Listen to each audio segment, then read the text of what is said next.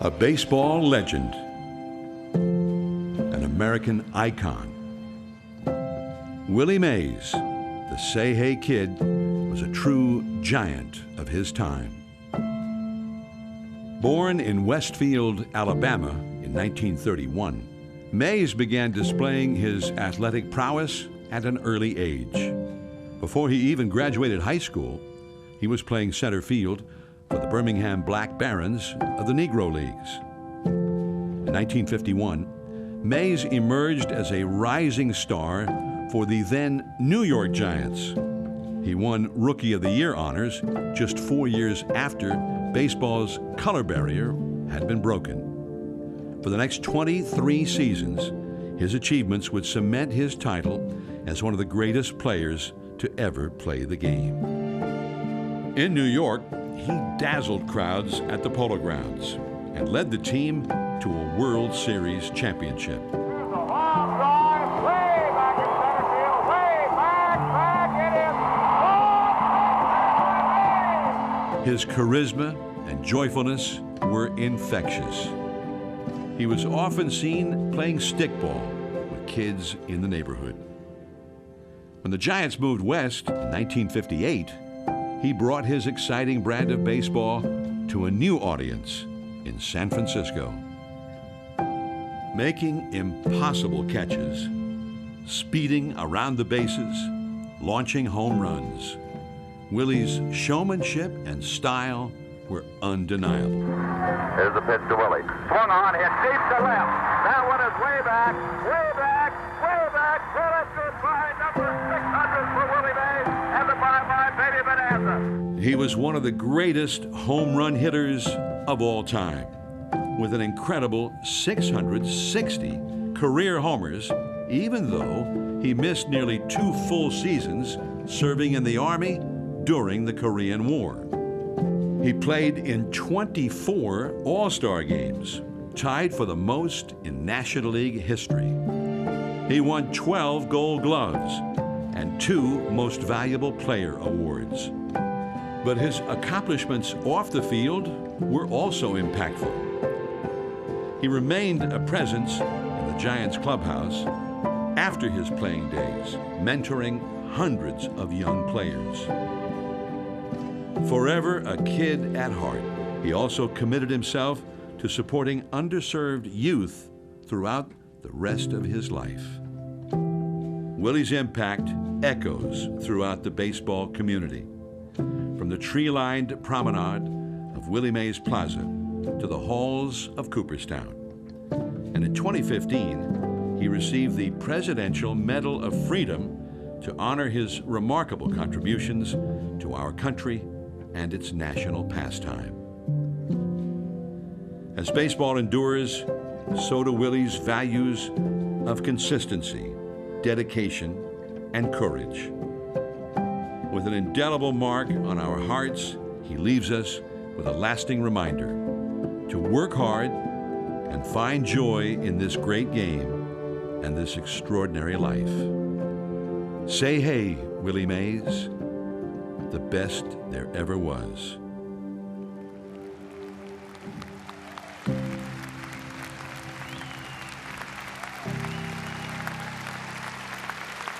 Thank you, and thank you for coming today. Welcome to Oracle Park, the ballpark that perhaps Barry Bonds, Willie's godson, helped get this park built, but the Giants, the team that Willie Mays made famous from coast to coast and around the world. Now, Willie loved his country, and he loved the Giants, and he was renowned from New York to San Francisco.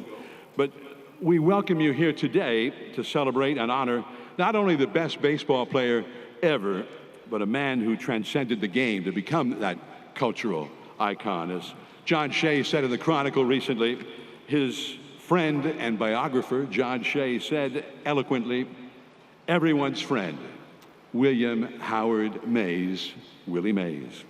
Now, Willie did so many things, and his story is so impactful and interesting. But when he was 17 years old, he played with guys who were far older than him in the old Negro Leagues in the days of segregation. And it was just after Jackie Robinson had been the first player to cross that color line in 1947. In 48, this 17-year-old playing with much older players with the Birmingham Black Barons. And they had a great season, and Willie helped get them to that last Negro League World Series, and they played the fabled Homestead Grays, who had their own future baseball Hall of Famers, such as Buck Leonard. But they lost the first 2 games in that series, and they were playing at Rickwood Field in Birmingham, where we were just 2.5 weeks ago, the park where Willie began his professional career. And they needed to win down 2-0 in this best of 7. And Willie made a great catch in very deep center, leaping up against the wall for a huge catch. It was 478 feet to straightaway center at Rickwood Field. He also threw out Buck Leonard, trying to go from first to second, trying to stretch a single into a double, and he nailed the Hall of Famer. And then his friend Bill Greason, the second youngest player on that team, and he was 23. Greason came in from the bullpen in the 8th inning and shut down the Grays. And finally, in the bottom of the 9th, Greason, with 1 out, batting for himself, got a base hit. Then there was a walk, putting Greason to second into scoring position. And the batter was the 17-year-old Willie Mays. And he hit a single up the middle into center. Greason scored, and the Grays were beaten by the Black Barons, who stayed alive. Greason was the winning pitcher. Now, he and Willie were close friends and teammates then, and now all these many years later, they had stayed friends and so close all that time. And we are honored to have with us via tape from the church where he has been a minister for all these many years, 99-year-old Bill Greason, the longtime teammate, with a prayer and a reflection on Willie Mays. Reverend Greason. My name is William Greason. The 2 of us, Willie and me, came together in 1948 to join the Birmingham Black Barons, and we became close to each other like brothers, played together here in Puerto Rico and Venezuela in the Caribbean Series, World Series. But he came and he brought his gift with him. We became good friends since 1948. We've been friends. He blessed me many times with a little gift to the church, and we just had a good relationship. I've been tremendously blessed to have known Willie for a long time, and we were just like brothers. And I just thank God that he enabled me to have a friend like Willie. I know, like everyone else knows, that this is not our home. We're just passing through, stopping by to see what this world is like. God gave us an opportunity to be friends. We are blessed, tremendously blessed, to know him and to have had fellowship with him. Let us pray.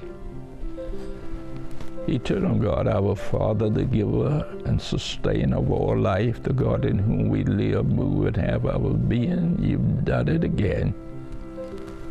You've taken one and left one, and so we thank you, Lord.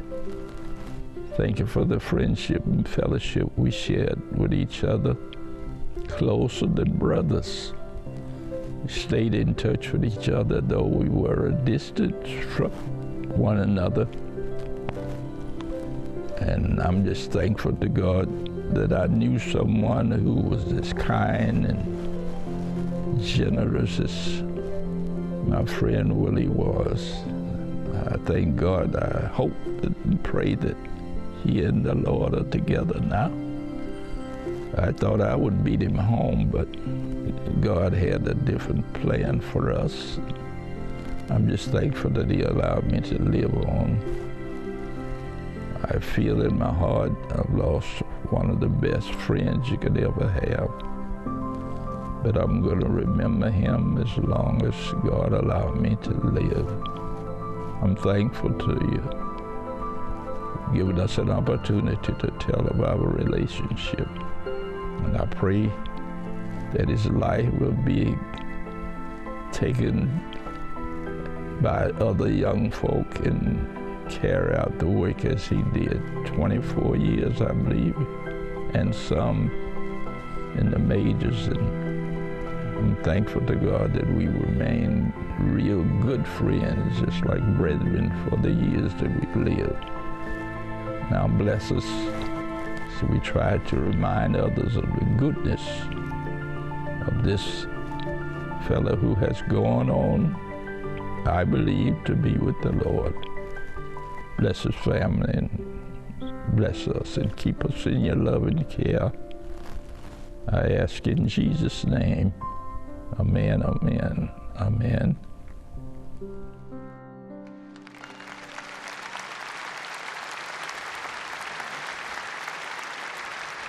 Amen. Bill Greason. Now, so many of us have gathered to remember Willie and his spectacular 93-year life. And on behalf of his family, Team Willie, as they are known to many of us, we thank you for your outpouring of love, heartfelt remembrances, and the gratitude you have shared for the memories he created for us all. To his son Michael, Renee, Jeff, Malcolm, Phil, and Barry, you are in all of our hearts and prayers, and we thank you for sharing your friend, godfather, and father with us. We want to thank the Glide Ensemble for being with us today, as the late Reverend Cecil Williams and Janice Mirikitani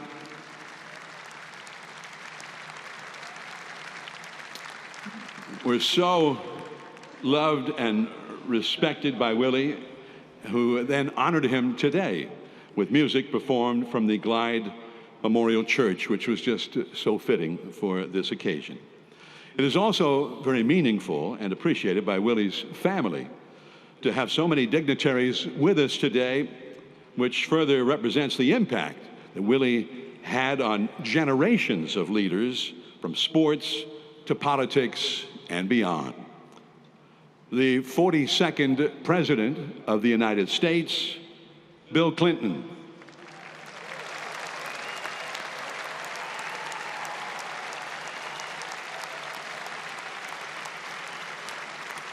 Major League Baseball Commissioner Rob Manfred.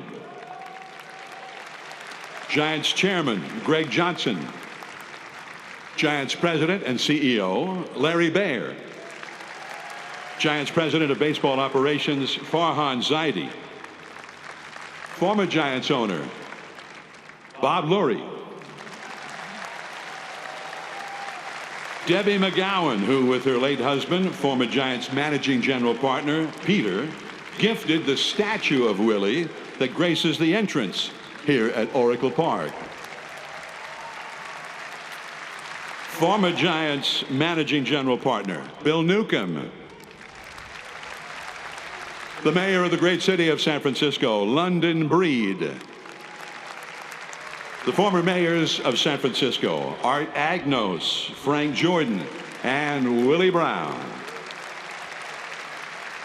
Representing the Baseball Hall of Fame in Cooperstown, Jeff Idelson. The president of the Negro Leagues Baseball Museum, Bob Kendrick.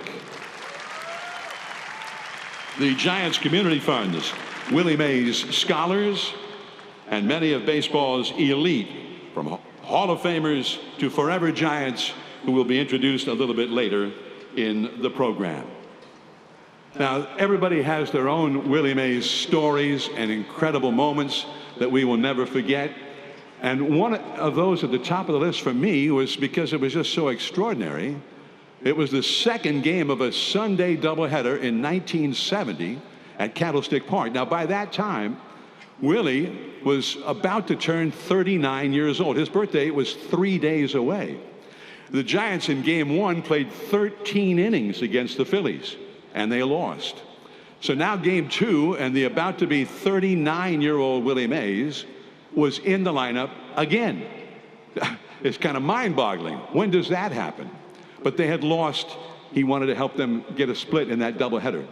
In the first inning of Game 2 at age 39, After 13 innings, he got a base hit, and he was at first, and next up was Willie McCovey. It was the year that they were turning Candlestick Park into 49ers Stadium, and the first year where they had artificial turf at Candlestick. They went into the overshift like they always did for Barry Bonds, and they used to do for Willie McCovey, who was up next. So there was nobody at third. And McCovey bunted on the third base side.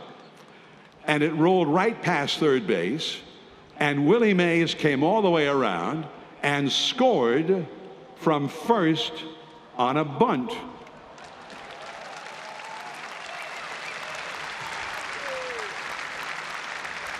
At age 39. I asked Willie years later about that play, and I said, did McCovey give you a sign that he was going to bunt? And Mays was sort of mystified. He said, what are you talking about? I said, well, how did you know he was going to bunt so you could get a jump like that? He said, no, if he had signaled me that he was going to bunt, I would have called timeout and run into home plate to tell him to forget about that. So he had no idea. McCovey bunted, and Mays just took off, and he still was in great shape. And that's really the secret. Not only was he gifted, but he took care of himself extremely well. And he may have been the smartest player who ever lived. And Willie scored that run as they were trying to get that split in that doubleheader. That's one of my great memories of Willie Mays, and there are so many others, and I'm just like all of you, I'm sure.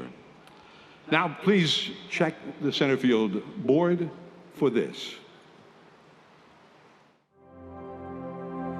Today is a very sad day for baseball. It's a sad day for the nation. Hall of Famer Willie Mays passed away at the age of 93 on Tuesday. Icon, legend, transcended his sport. For 23 seasons, Willie Mays captivated baseball fans on both coasts. He's the author of one of the singular moments in the game's history and greatest career resumes as well. More than 6 decades later, the catch still resonates. Willie Mays style catch. The Willie Mays. Cage of Willie Mays again. He is arguably the greatest all-round player in the history of the game, and he's connected to so much of baseball history. But there was something about him that statistics alone, impressive as they are, can't possibly capture. He was magnetic.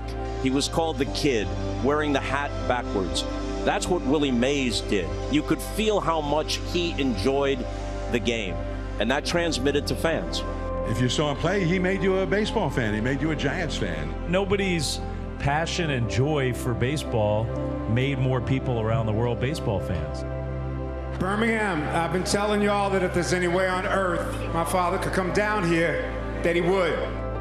Well, he's found another way. Let him hear you, he's listening. Make all the noise you can.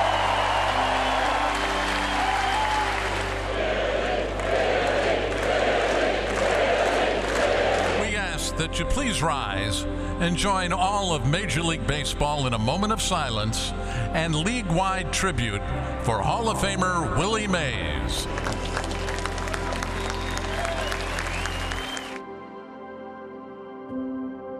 All of us here together are going to just begin the process of honoring, remembering, and celebrating the all-time greatest Giant, the Say Hey Kid, Willie Mays.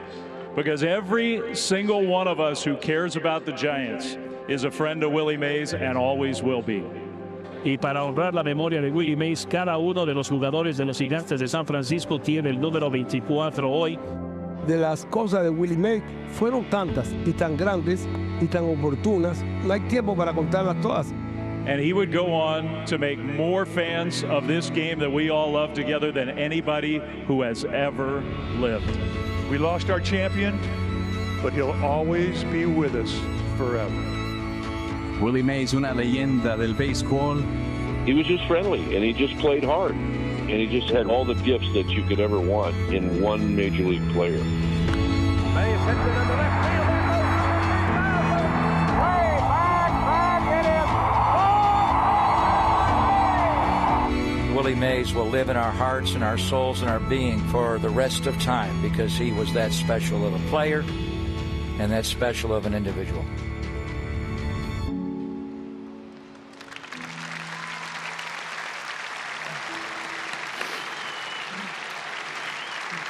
Now, Willie loved his country, and when he was drafted by the Army to serve during the Korean War, like so many men of his time, he honored his duty and left baseball to serve.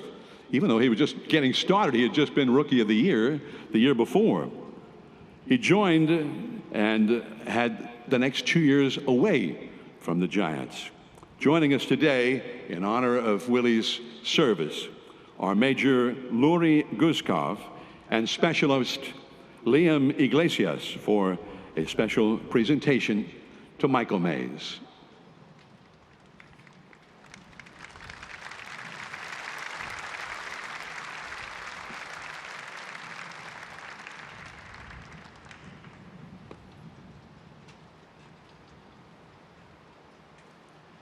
My fellow soldier and I are here today to render final military honors to a fallen comrade.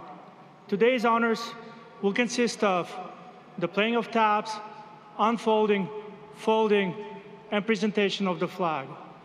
During the playing of taps, we ask that those who are physically able to please stand.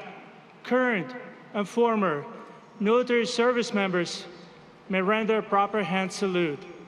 At the conclusion of taps, you may be seated for the folding and presentation of the flag. At this time, we'll begin. Please stand. Thank you.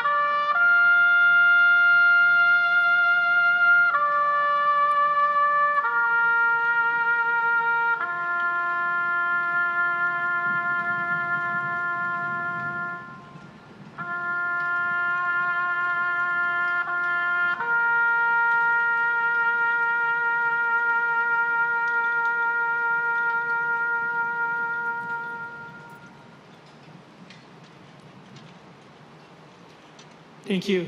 You may be seated.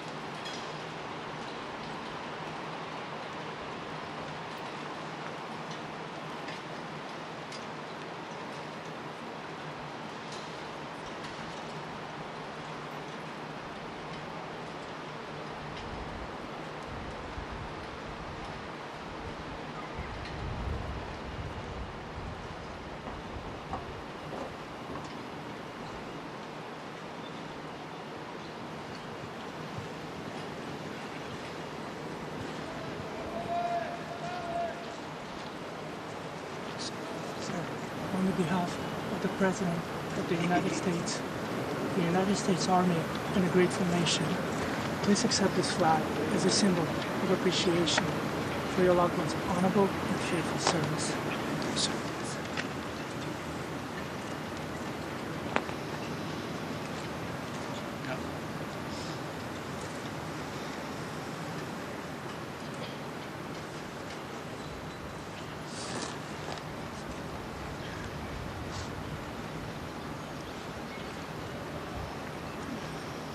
Thank you so much.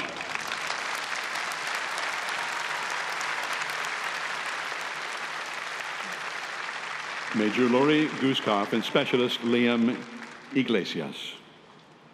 Now, ladies and gentlemen, please welcome the Giants President and CEO, Mr. Larry Baer.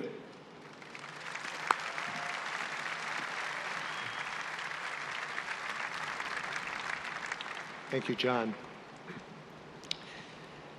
Think of the words often, now batting, center fielder, Willie Mays. Those words echoed with resonance through our collective baseball souls, children and adults alike, Birmingham, the Negro Leagues, Trenton and Minneapolis in the minor leagues, and New York and San Francisco in the major leagues, across the nation and across our globe for parts of 4 decades. 4 decades. For this child, sitting down the right field line at Candlestick Park with my father in the 60s, those words made me fall in love with baseball for a lifetime. Like millions of others, my childhood was defined by the grace, the style, the athleticism of Willie. We all admired him and we wanted to be like Willie. Would imitate his batting stance in the bedroom at night with the transistor radio on, listening to Giants games. Would imitate his basket catch in a game of strikeout in the streets of San Francisco. To say nothing of these amazing images of Willie playing a real game of stickball outside the Polo Grounds with the kids, and then serving them ice cream treats after a game, a New York Giants game. So for all of us, Willie and his persona, his six tools became the through line in our lives. Our lives as sports fans and participants for sure, but beyond that, a through line for our approach to life. Because Willie indeed had this sixth tool. We know the 5 tools: hitting, running, throwing, catching, fielding. But in his life arsenal, it was really clear that he had a 6th tool. That was playing the game of baseball and the game of life with joy, enthusiasm, zest, and optimism. So welcome to 24 Willie Mays Plaza. On behalf of Greg Johnson, Giants chairman, Giants ownership group, Giants colleagues here, former Giants players, and our Giants family all around the world. Now, Willie Mays never played in this ballpark, but doesn't it feel like he's in all of us?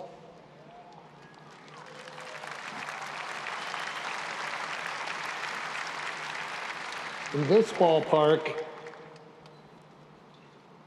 we feel that 6th tool when mothers and sons and fathers and daughters, grandparents, grandchildren enjoy ball games together, walking by the statue that Peter and Debbie gifted and walking into this ballpark. Somehow, for the last 24 years, it feels like we can walk into this ballpark, suspend the rigors of daily life, and channel our inner say hey kid watching ball games. Because Willie made us feel something very satisfying about sports we watch and play and about living life. A gravitational force of endless smiles, respect for teammates and foes, and the warmth of playing or watching the game he loved for the sake of the game he loved. Now, I first met Willie personally back in the 80s, first tour of duty with the Giants. We were both boarding an American Airlines flight for San Francisco on a snowy night at JFK. Upon very nervously introducing myself to Willie as a Giant staffer, Willie invited me to sit down with him on the plane. I couldn't believe that. And he engaged with me for the next 5 hours. When I told him we were busy planning a holiday party for neighborhood youth in Hunters Point, Willie said, "I'll be there." And he showed up. I picked up something that night that would become front and center in my relationship with him, friendship with him for almost 40 years, and that was Willie loved kids unconditionally. Kids of all ages, from grade schoolers at Hunters Point to our young players in the clubhouse to folks he met on the street.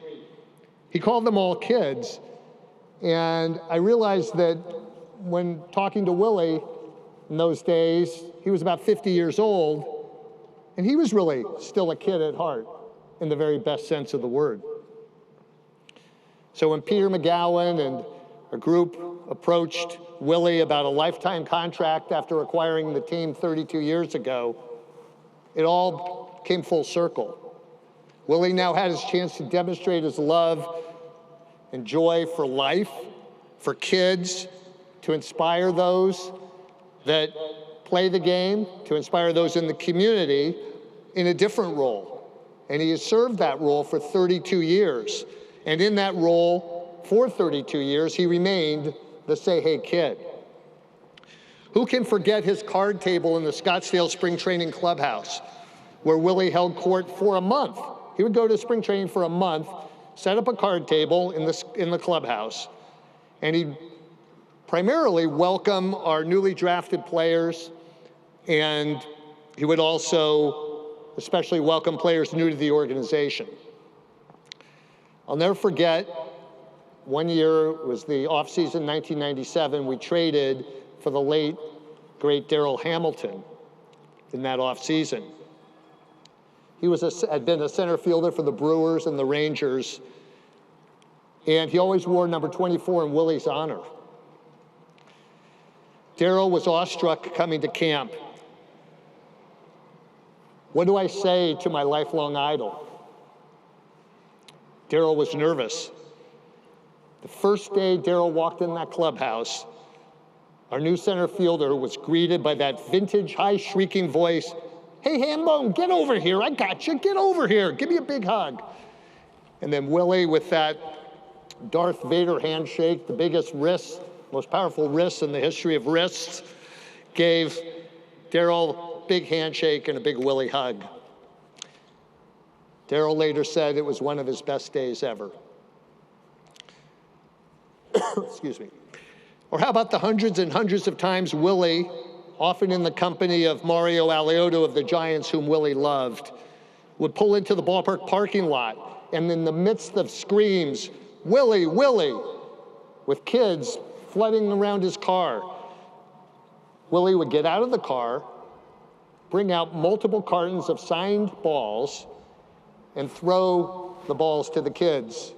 All the kids delighted, made their day, made their youth. I also want to take a minute to acknowledge that what Willie's created, and especially in recent decades, is so much due to the absolutely incredible care provided by his longtime personal assistant, Renee Anderson, who has been unbelievably by his side for decades.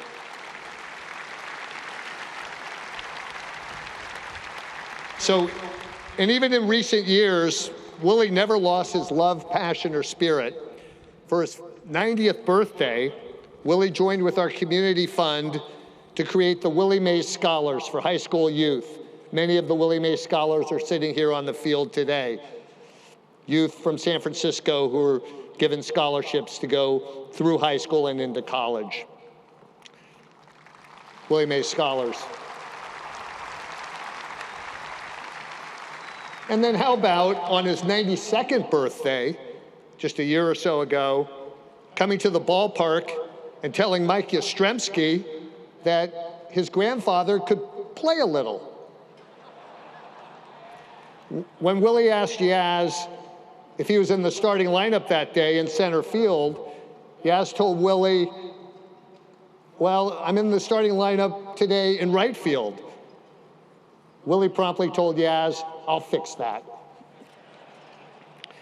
Maybe what all this adds up to, just maybe, is not just Willie playing baseball better than anyone else ever, which is the case, but that Willie played the game of life the same way, with a smile, with a relentlessly positive spirit, with the intention to teach us all that opening our joyful hearts and sharing that heart through life can go a long, long way. That was Willie's sixth tool. I'll close with the words of someone who spent 16 years in the clubhouse with number 24, and then 51 more years as his dear friend, clubhouse manager emeritus, Mike Murphy.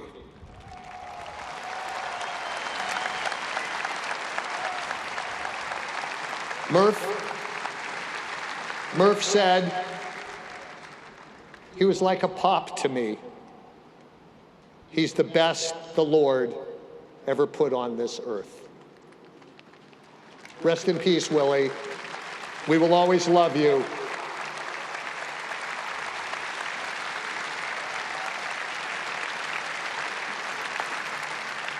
Now I'd like to introduce a longtime friend of Willie's and the mayor of San Francisco when 24 Willie Mays Plaza opened its doors, our good friend, Mayor Willie Brown.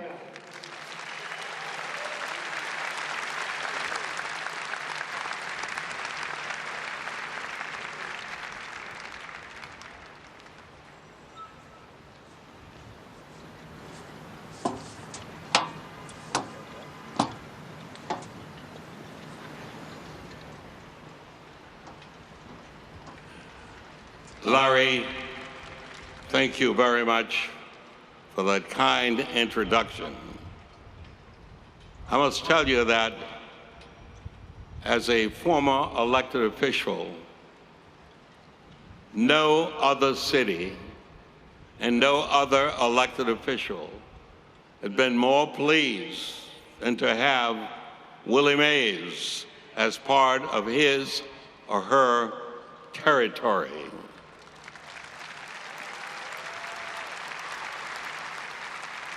Major League Baseball that migrated from the East Coast to the middle of America and then finally to the West Coast was literally enshrined in San Francisco by Willie Mays. None of us in this city liked the Giants until Willie Mays came along. And I must tell you that my remarks are on behalf of all the predecessor mayors during Willie Mays' term in office, so to speak. It started with George Christopher. It moved to Jack Shelley. It moved from Jack Shelley to George Moscone. Then it went on to the wonderful Dianne Feinstein. And it went from there, literally, to Art Agnos. And it went from there to none other than the man who gave the job to me. And believe me, in the process, at each stage, Willie Mays was always available and an active person in the life of those of us who were mayors. The Giants invited me to come out in my mayorship literally after I'd just been elected, and I'd known Willie because Willie was not just a baseball player. Willie was a world changer for us in San Francisco. No one wanted Willie Mays to have the house he really wanted. at least those who owned those homes didn't want him to do so. And Willie was not demonstrating. He was simply being Willie Mays. And lo and behold, a combination of all of those elected officials whose name I gave you participated and reacted without Willie Mays having to exhaust one time at all in his job as a player to change the housing laws of San Francisco. The housing laws that went on to be changed in the state of California, all because Willie Mays said fair housing is equal.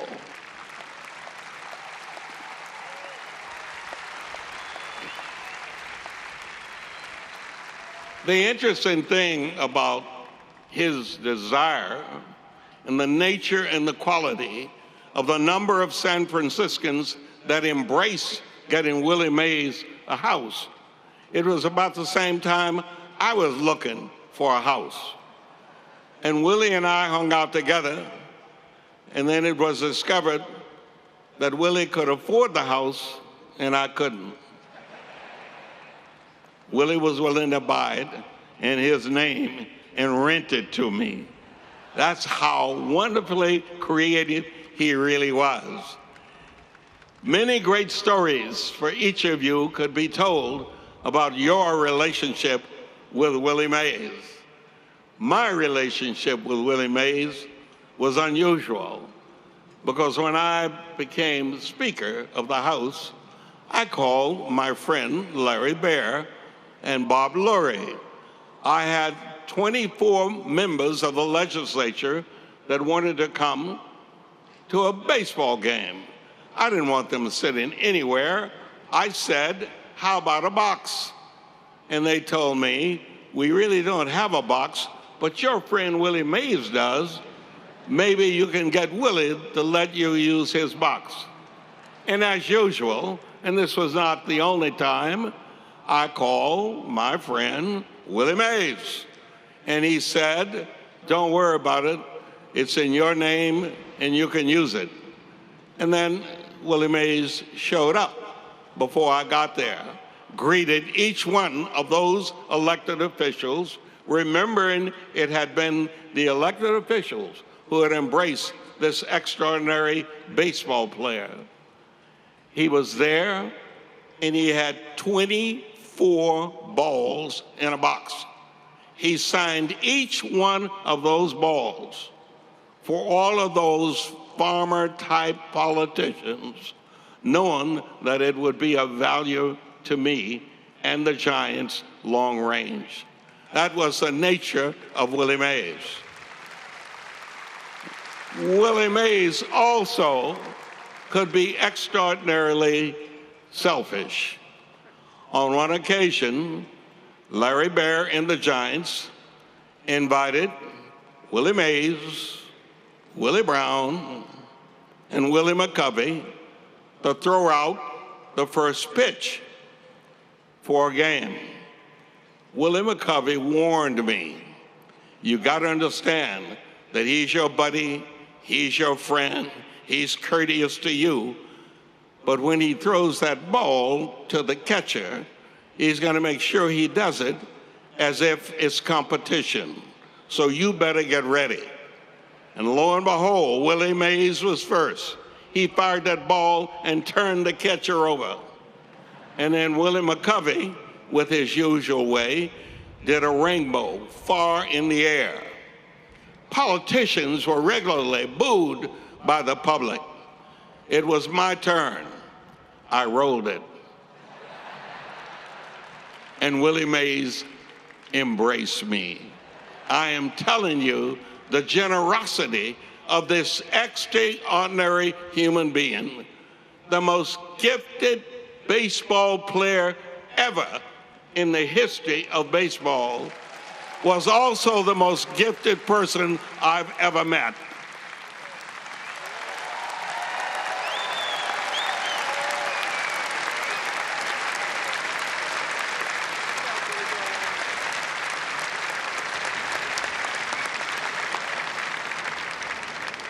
Thank you, Mayor Brown. Now, also out to celebrate the life of Willie Mays is the commissioner of Willie's Game, baseball. Please welcome Rob Manfred.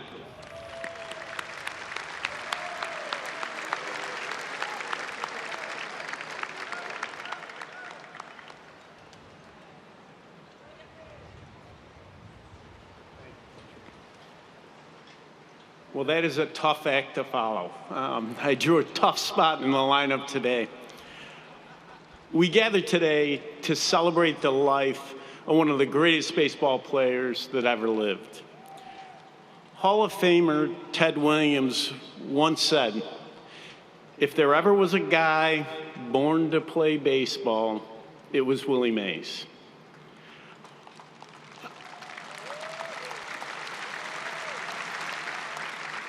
On behalf of Major League Baseball and our clubs, I'd like to thank the Mays family, Team Willie, Greg Johnson, and the ownership group here at the Giants, and the entire Giants organization for the opportunity to be here and celebrate this great man.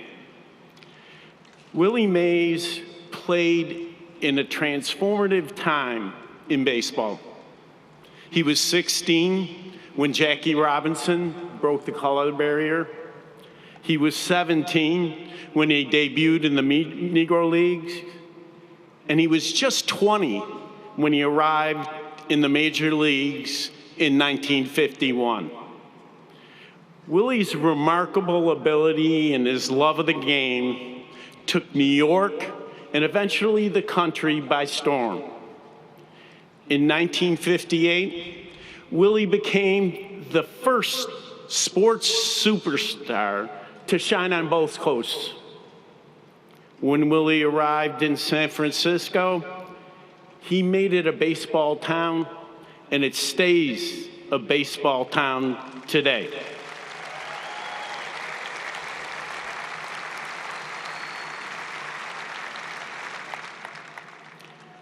There's never been a better representative of baseball's magic than Willie Mays. He dominated the game in every way. He didn't merely play, he captured imaginations. He never allowed his meticulous preparation to prevent him from showing the joy that the game brought him. He inspired generations of players and fans. Willie's career resume speaks for itself, but there are a couple points of context. In his prime, Willie gave up 2 full seasons to serve our country. He hit 660 home runs, despite playing years in the wind at Candlestick and in the unfriendly dimensions of the Polo Grounds. This is my favorite. He won 12 Gold Gloves, and the award didn't exist for his first 7 seasons.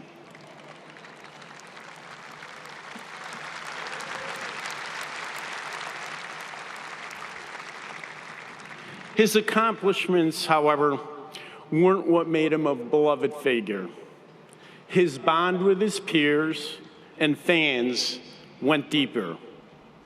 Willie was a hero to whom you could actually talk and play stickball.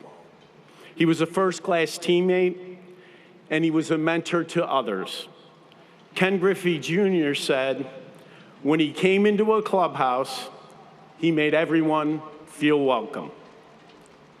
Willie was generous with his time and guidance for players who revered him. He told his fellow players that excellence demanded complete dedication and that improvement required the ability to learn from constructive criticism. He cared not only about the careers of young people, but their lives outside the game.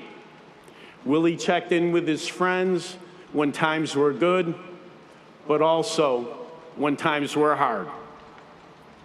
In 2017, Major League Baseball named the World Series Most Valuable Player Award in honor of Willie Mays.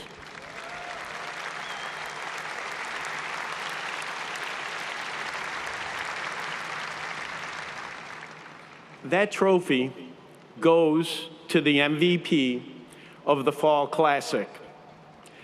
It commemorates the most famous defensive play in the history of our game, the catch. We took that step because the World Series is our greatest stage, and Willie represented all-around greatness like no other.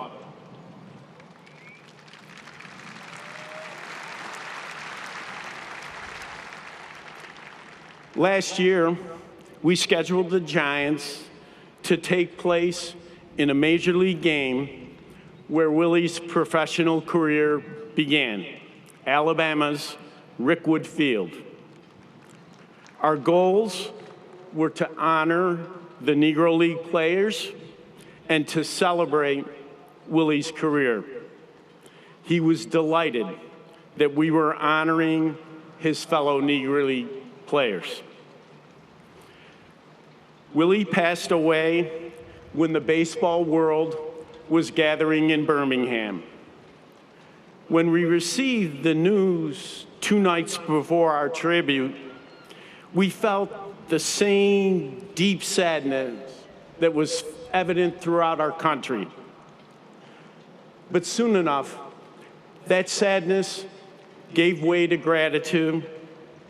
Gratitude for having had Willie for 93 years and for having witnessed one of the most consequential athletes America has ever known.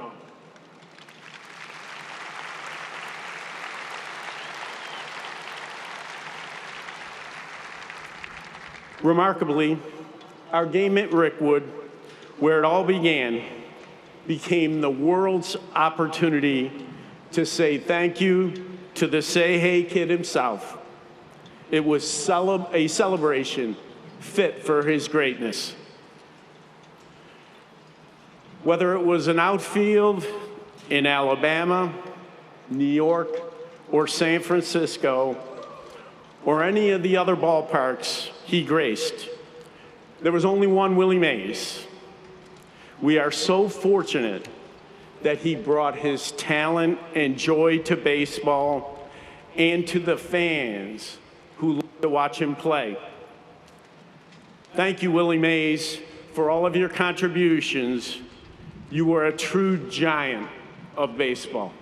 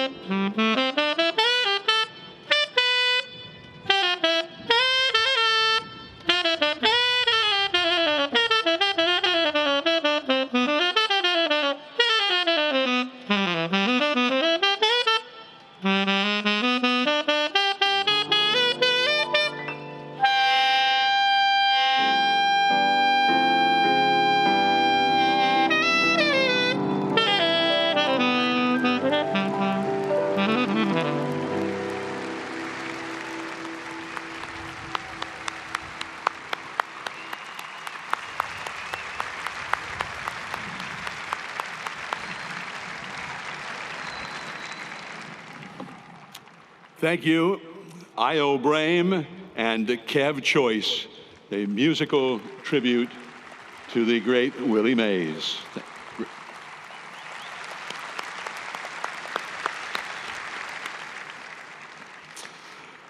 Ladies and gentlemen, it is my honor now to welcome to the podium the 42nd President of the United States of America and a friend of Willie Mays. Please welcome Bill Clinton.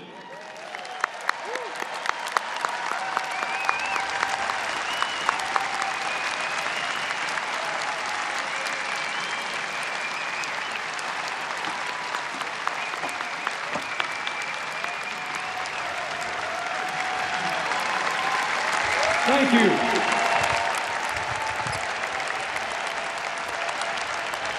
First of all,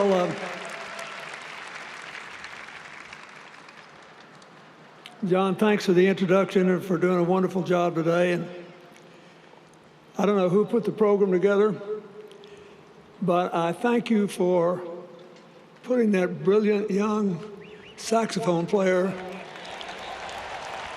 ahead of me to remind me that baseball is not the only thing I would like to have done if I just spent a little better at it.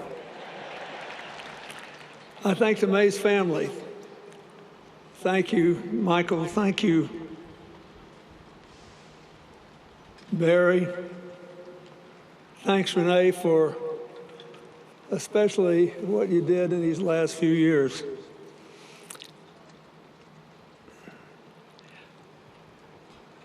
I'm sort of the designated fan who got lucky in politics. I remember the last time I was in this stadium, Mr. Mayor, it was on Mother's Day in 2000. My daughter was a senior at Stanford. She and her then boyfriend, they're still friends, which is a good thing, went with me to Glide for church, and then here for the ball game. Willie and I had gotten to know each other, play golf, do all kinds of things, and he was going to sit with me through the game, which I had hoped would at least impress my daughter a little bit. She was so over being president thing, you know. And then it got rained out. The game got rained out. So Barry and Bobby came up and joined us, and for 3 hours, I was like a kid in a candy store.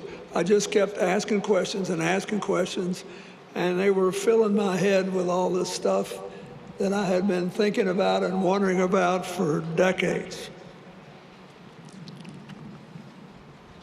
But I'm just the designated fan. The most important thing is, when I was a kid in Arkansas, the only nearby baseball team was the Cardinals. There were no teams in Texas at the time. And I loved Musial and Whitey Ford. I loved all the Cardinals. But I lived for the games I could hear on the radio. So I never got to see the catch. I just heard it on the radio. We didn't get a television until I was 10. But I can still remember just sitting there, soaking up the Dodgers, soaking up the Yankees, and living for the Giants because I could watch Willie Mays.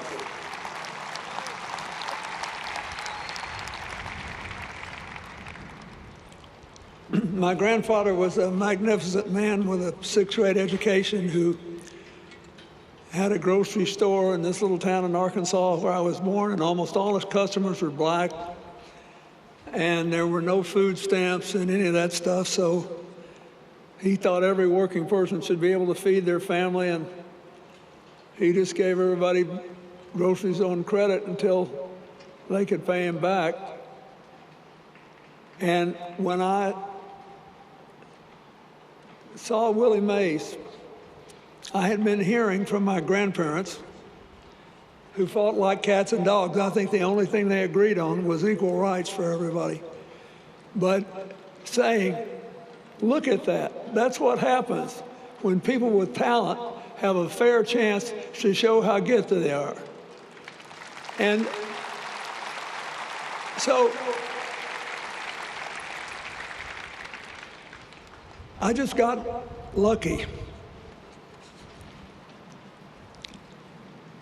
I made 2 really close friends. My total coincidence. The other one was Hank Aaron, who filled the football stadium for me right before the '92 election in Georgia. There were 25,000 people in the stadium, and I won the state by 13,000 votes. And I had to put up with, for the rest of Hank Aaron's life, him telling me that I would have never amounted to a hill of beans if I hadn't showed up with him in that football stadium that day. And in 1999, there was a magnificent baseball event in Atlanta to celebrate the 25th anniversary of his breaking Babe Ruth's record. And a lot of the Hall of Fame players were there, but Willie was sick. Something was mad. He couldn't come. So I was there, and, you know, barraging everybody that was there with all my baseball questions, and I was sitting with Hank, and keep in mind, this is a big deal in his life, right? He overcame all the racist threats. He overcame everything. It was a big night for him. He was the center of attention. I said, who's the best baseball player you ever played with or against? He said, it's not close. He said, Willie Mays was way better than anybody else I ever played with or against.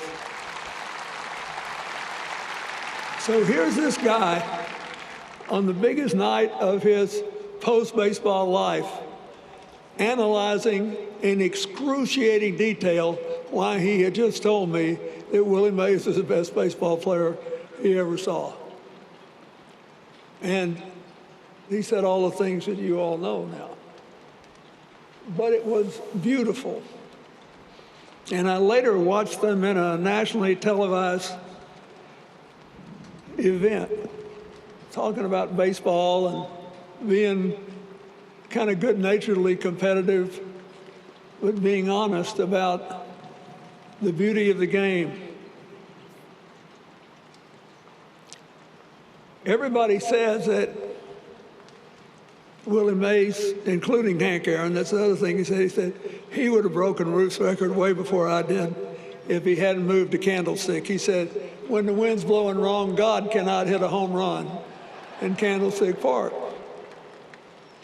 But in the second half of his career in the 1960s, I'm just remembering this now, I didn't do the research, but I'm positive that in the 1960s, Willie hit 49 and 52 home runs in 2 different seasons that late in his career. And I just thought to myself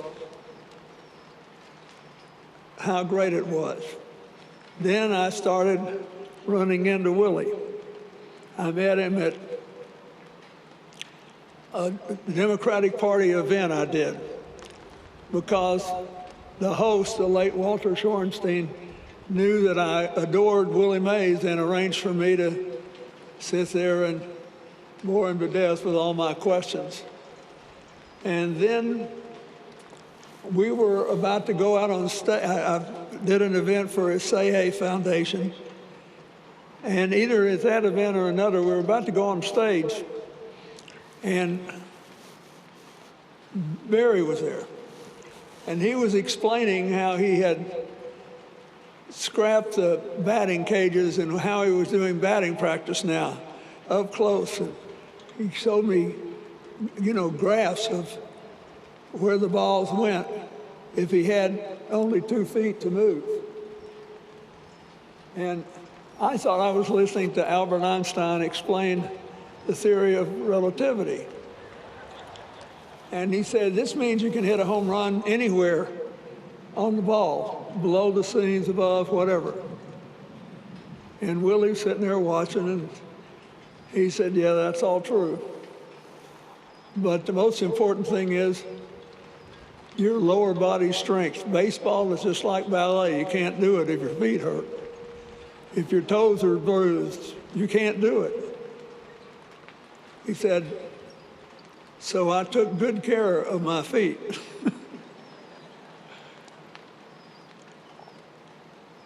In all these years, I felt the same thing that all of you did. And I think that somehow it caused people to take the really great gifts of Willie Mays too much for granted because he loved playing. He always had that smile on his face. He was happy. And I have learned the hard way in a different line of work that if you look like you're having a good time, people think it's too easy for you. They don't really believe you're out working anybody. Nobody could be as happy as Willie Mays was and actually be out working everybody. But he did. He outworked people, he outthought people. He knew the gifts that God had given him. and he made the most of it. I will always be grateful that we had a chance to become friends, and that it was after I left the White House, when there wasn't so much in it for him. I think he liked jawing around about all the stuff we talked about. And I loved playing golf with him. But I was appalled the first time we played. He had these old clubs, and I swear he had masking capes holding some of those clubs together. And I said, Willie, you know, when I was president, everybody gave me all these great clubs. I've got sets and sets of clubs. I can't touch them. And let me give you a set of golf clubs. He said, thanks, but no. He said, you know, I'm never going to be a scratch golfer again, and I want to do as well as I can, and I know what these clubs will do. He said, it's just like when I took care of my bats. I don't want to get rid of these clubs because I'm not going to do enough to be a scratch golfer. I need to know what these clubs will do. And so we kept playing, and he beat me anyway. I want to thank the people of San Francisco for making his last years what they were. For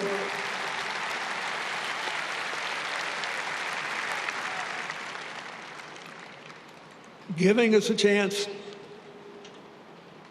to see in retrospect, not just that he was amazingly gifted, but that he was incredibly intelligent, that he understood the game he was playing, the game he loved, what he had to do to get better, and how to help other people.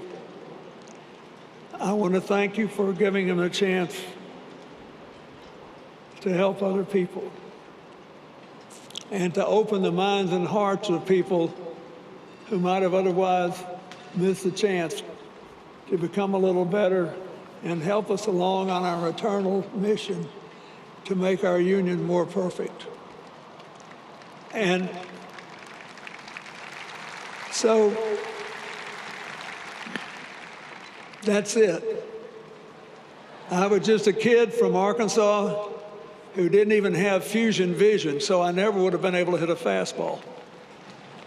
I went to the doctor for years, and I could never put the bird that's over here in the cage over here. I could never put the bird in the cage. So I'd never be any better than an ardent fan. But Willie Mays gave me the chance to realize what real greatness is. And it's a curious combination of intelligence, dedication, the will to win, and a fundamental humility to believe that the effort is the prize. A gift he leaves us all with, and that I hope we can all share and cherish for the rest of our lives. God bless you, Willie. Thank you.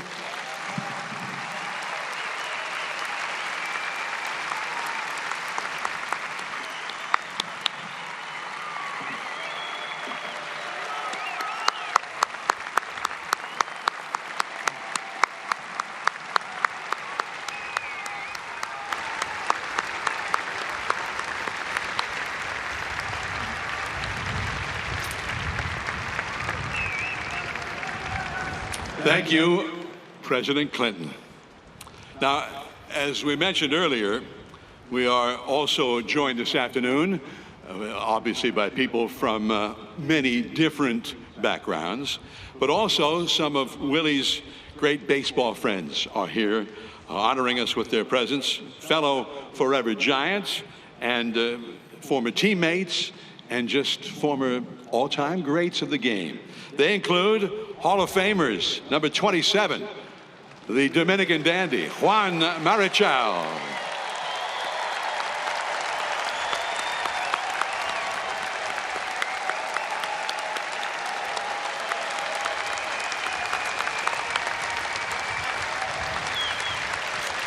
A great player who once hit 363, even though I could beat him in a foot race, and I'm 72 years old. Hall of Famer and a Hall of Fame manager as well. Please welcome Hall of Famer Joe Torre.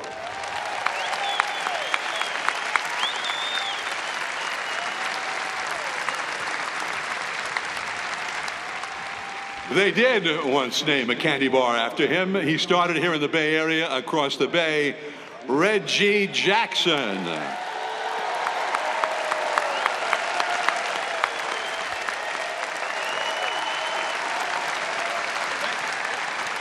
Another Bay Area product who also became a Hall of Famer across the Bay, Dennis Eckersley.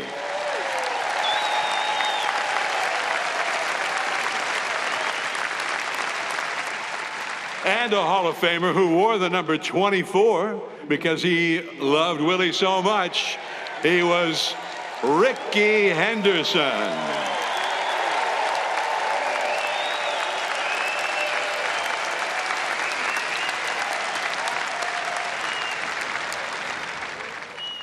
And we also remember the family of a former Giant, a Hall of Famer, El Hijo de Perucho, the baby bull, number 30, Orlando Cepeda.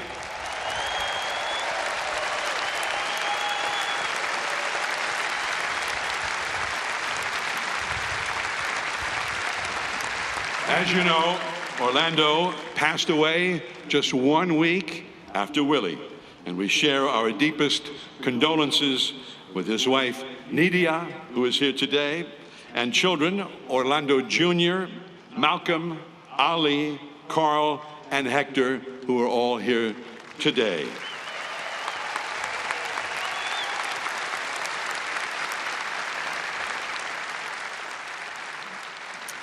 And we also welcome the families of the late Giants greats. Willie McCovey, his wife Estella is here today.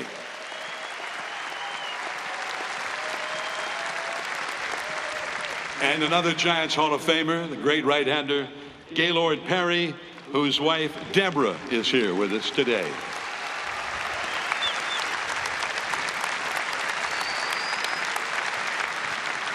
Also here today is Barbara Robinson, the wife of the late Frank Robinson, a Hall of Famer.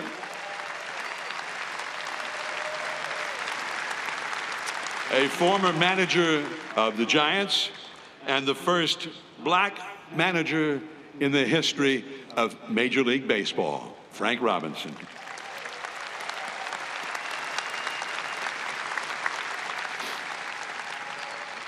And some of Willie's old teammates are here. Shortstop, Chris Spire. Right-hander, Rich Robertson. Another right-hander, Don Carithers. And a guy who could play anywhere in the field, Nate Oliver.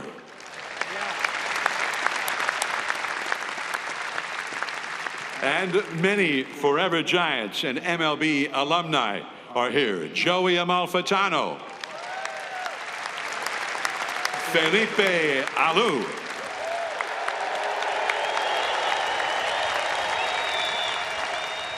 and we feel on his way to the Hall of Fame, Dusty Baker.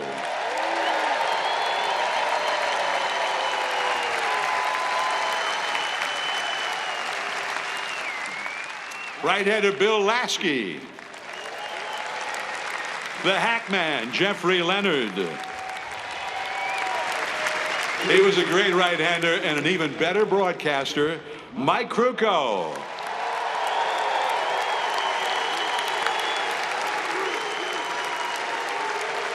Grab some pie, meat. And Mike's great partner, please say hello to Dwayne Kuiper.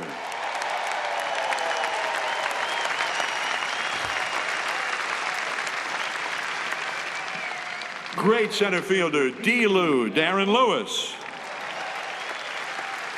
Mike Tiny Felder. Jerry Whitfield. Ellis Burks, what a hitter. Sean Dunston. Randy Wynn, Ray Durham, Tyler Walker, F.P. Santangelo, Marvin Bernard, Noah Lowry. See if you remember this guy, a former Giant, Buster Posey.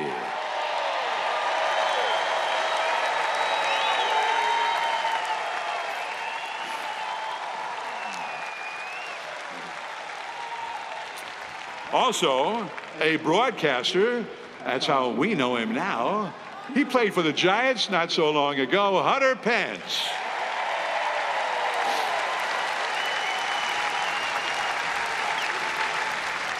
One of the core four relievers, left-hander Javier Lopez. Another one of those core four, the right-hander Sergio Romo.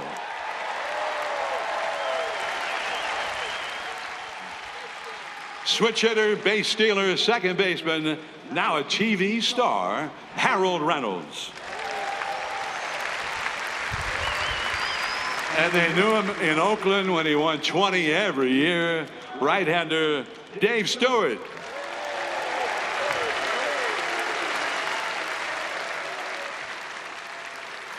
And he was in the ballpark as an 8-year-old the day Willie Mays got his 3,000th hit. He grew up a Giants fan, and he's the manager of the Giants today. Bob Melvin.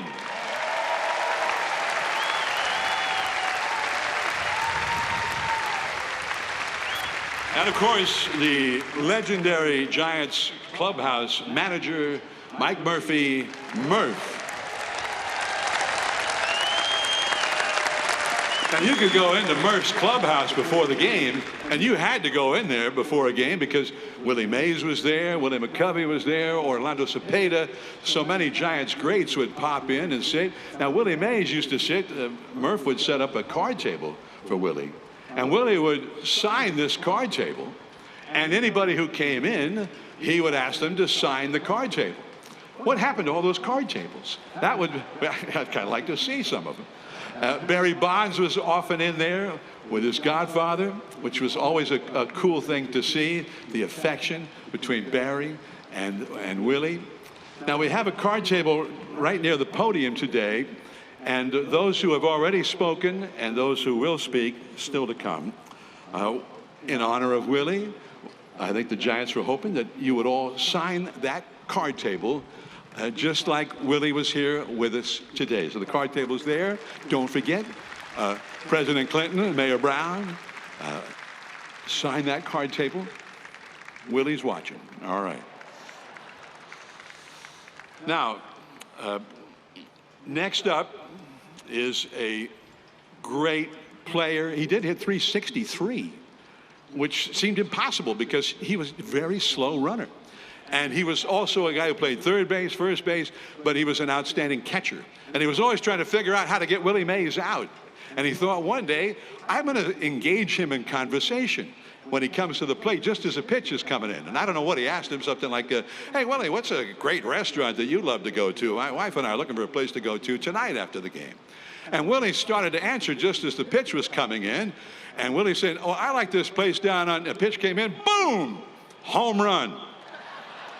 He dropped the bat, started out of the batter's box, he turned to Torre and said, I'll finish that later. Ladies and gentlemen, Hall of Famer Joe Torre.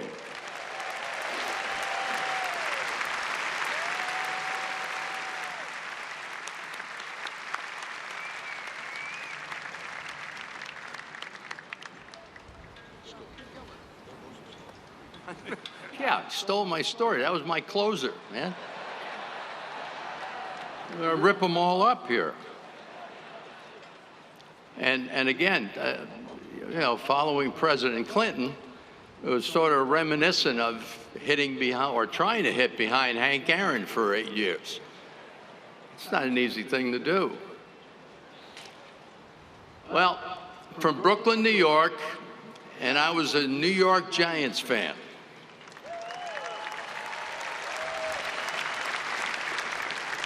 which was dangerous. And when Willie came to the big leagues in 1951, I was 10 years old. And little did I know that 10 years later, I'd be behind the plate trying to get him out. I just feel blessed.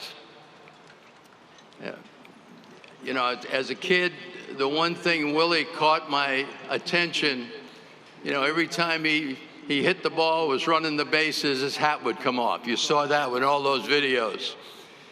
And I come to find out later on, when I got to the big leagues, it was only because he really never needed a coach. His head was swiveled all the time. He'd hit a ball down the right field line, he'd round first, he'd still be watching where that ball is. He never needed a coach because he knew when he saw where the ball was, what he was going to do on the base paths. He was an exciting player, an exciting person. And I feel very blessed that I played during the time that two of the greatest players that ever graced a Major League diamond, both Hank Aaron and Willie Mays. What a gift it was for me, trust me. Not only great players, but great individuals. And now that John really messed up my clothes, I got to really ad-lib a little bit here and figure out where I'm going from here. But, you know, John was right.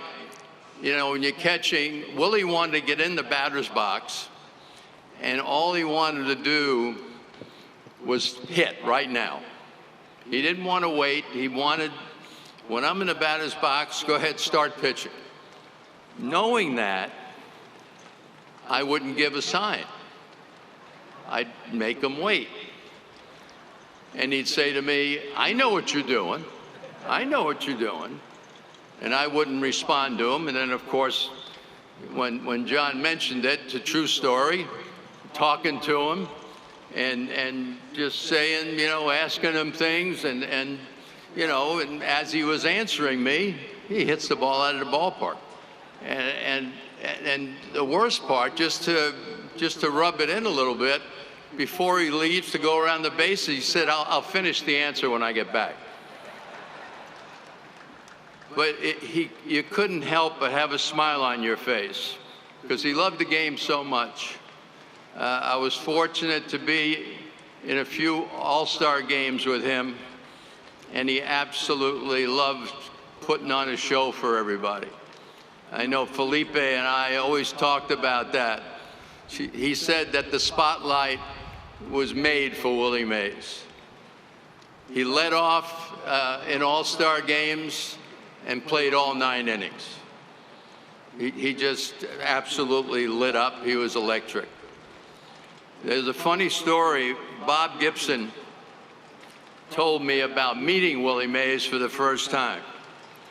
Bill White, who was one of Billy's teammates in New York with the Giants, was traded to the Cardinals, and he was going to Willie Mays' house for dinner when the Cardinals had come out to San Francisco. And he asked Bob Gibson, he says, I'm going to have dinner over at Willie's house, you want to come? And Bob Gibson just jumped at it. He said, well, I'd love it. So they get to the house, you know, knock on the door, ring the bell, whatever it was. Willie answered the door. Bill White is there. Behind him, Bob Gibson, who wears glasses. Willie says hello to Bill, and he says, who's that? He said, that's Bob Gibson. He never even said hello to Bob Gibson. All he said is, you wear glasses and you don't wear them when you pitch? Are you crazy?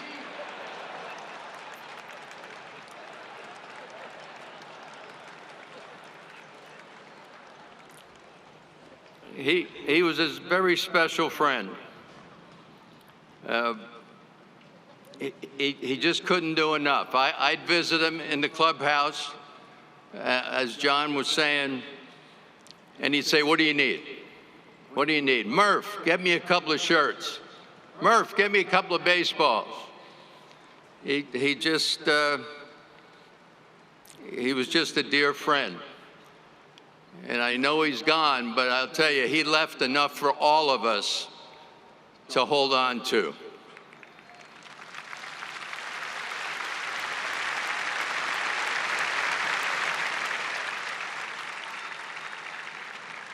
Probably the most exciting player that's ever played the game. And you could just see the exuberance of how much he loved the game, because he got up in that batter's box and he just wanted to play. Just wanted to play. He's a treasure.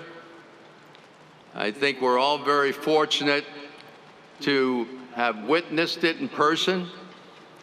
I know I was very fortunate. I felt very fortunate playing against him, and again sharing a couple of all-star games with him.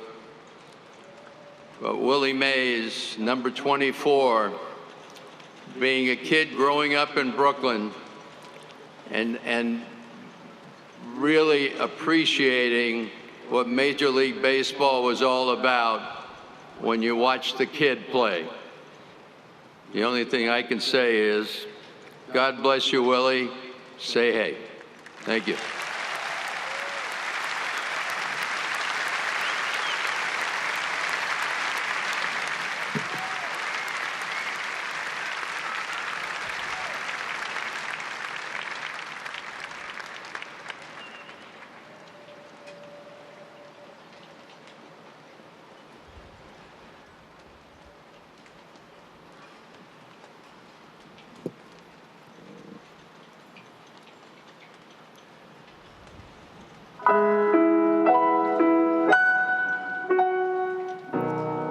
Broken down and tired of living life on a merry-go-round. You can't find a fighter, but I see it in you, so we're gonna walk it out. And move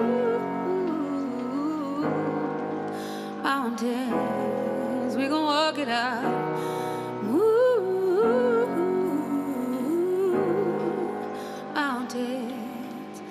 And I rise up, I rise like the day. I will rise up, I rise unafraid. I rise up, and I do it 1,000 times again.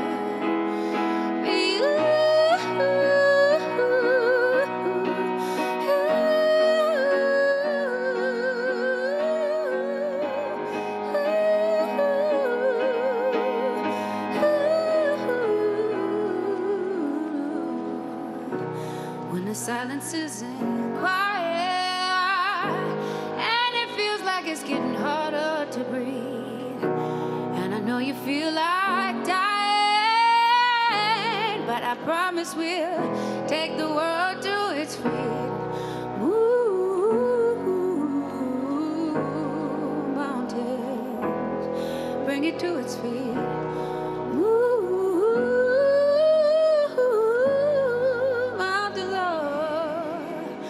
And I rise up, I rise like the day. I will rise up, I rise unafraid. I rise up, and I do it 1,000 times again.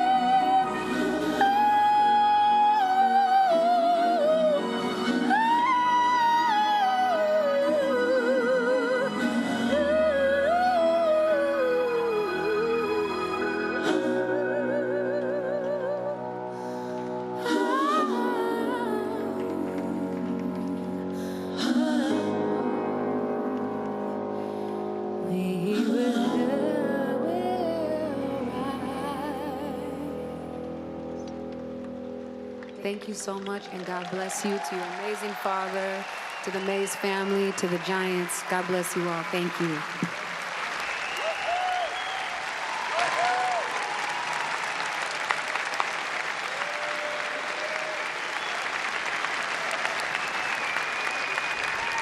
For Willie, thank you, Andra Day with Rise Up, and our hearts soared. Beautiful. There are other teammates of Willie's, and we're going to hear from them, including a guy who has been with the Giants going back into the 50s when they were still in New York, an infielder, Joey Amalfitano, who could play anywhere, and some outfield as well. And he gave Willie his own bat that he had not been using in 1961, the day that Willie ended up hitting 4 home runs. He said, Willie, try this one today. I know you've been sick overnight. A lot of hits in this bat. So then he went out and hit 4 home runs. Also here, Willie's was the center fielder, and this was the right fielder. Later, the Giants made a mistake and traded him to the Braves, where he played center field, and the right fielder was Hank Aaron. So he played alongside 2 of the greatest in history. Felipe Alou, also the great right-hander, who pitched and won maybe the greatest pitcher's duel in the history of the game, a 1-0 win over the Braves at Candlestick. He came in after the 16th, and Willie Mays slapped him on the backside. He said, Juan, man, this is something. You're going great. He said, Willie, I've had it. I've thrown 227 pitches. You got to do something. And Willie led off the bottom of the 16th and hit a home run. And they won the game 1-0. Greatest game of all time, maybe. Juan Marichal. And the great manager, 3 times manager of the year, and that was just as a Giants manager. Number 12, Dusty Baker, Amalfitano, Alou, Marichal, Baker. Come on up.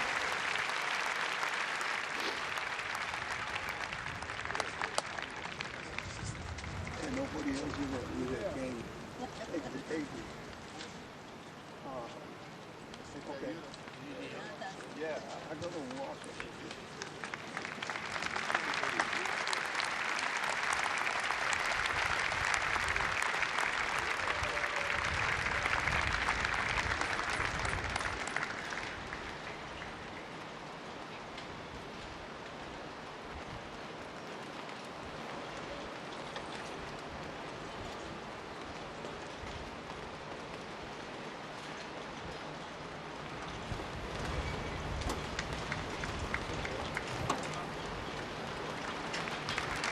Felipe Alou.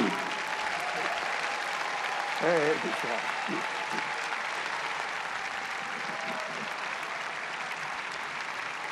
thank you.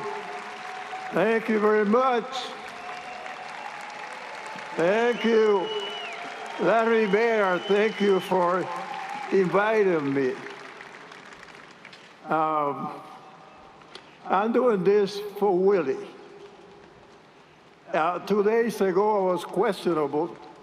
I had surgeries, I had knee replacement, all of the bad things that attack the elderly. I have so many things to talk about Willie. I probably need another 2 minutes that I have. I need about 2 months to talk about Willie. I grew up being a Dodger fan in the Dominican Republic, but I like Willie Mays, and I wanted to look like him. My first year at the University of Santo Domingo, my only year, I made the varsity, and I had a hat with a U, university. And I saw myself at a mirror one time, and I thought I looked like Willie Mays. And I wanted to look like Willie Mays. But anyway, then the Giants wound up signing me, and I got to be in spring training. My second year at the minor league ball, they brought me up to spring training to replace Willie Mays. when he was taken out of the game or when he took himself out of the game. I want to say here that I only got one at bat. That Willie Mays will play 9 innings. And Willie Mays used to go to Tucson. A lot of players didn't want to go to Tucson. There were only 4 clubs in the Cactus Leagues. The Indians, the Red Sox, the Giants, and the Cubs. Willie Mays used to drive sometimes his car. When he drove his car, I thought I'd get 2 or 3 at-bats. He was still playing 9 innings. I know many things have been said, and all of the home runs, all of the base running, all of the RBIs, the great catches. I believe that I was privileged to play 6 seasons next to Willie Mays in the outfield. In the minor leagues, I was a center fielder. I never played another position. And when the Giants called me up, I really didn't know right field. I didn't know left field. I knew center field. But I had to go to right field, so Willie Mays helped me be a right fielder. And then he helped me also being a left fielder. I know the numbers that now we have the metric and the sabermetrics, but I believe that they all fall short when it comes to evaluate a player like Willie Mays, the best player ever.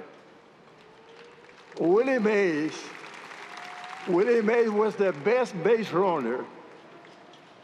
I'm saying this because I spent 68 years as a player, coach, manager, assistant to baseball operations, 68 years associated with baseball.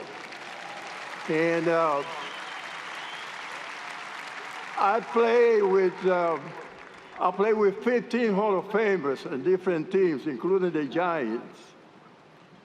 And all of them were great. There were people who ran better, faster than Willie, more power than Willie, maybe supposedly better center fielder than Willie. But Willie was either number 1 or right next to whoever was supposed to be the best defender. Willie Mays had tools, and tools were mentioned here earlier. Well, there are tools that the metric will never be able to cap, never. The intelligence, the anticipation, the preparation, the execution that it takes a player to the higher altitude will never be part of the metrics.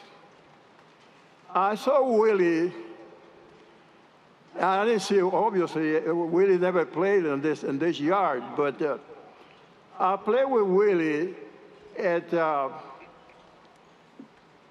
first ballpark. It was a AAA ballpark. It was too small for Willie to show how good a player he was. The play was too small for Willie.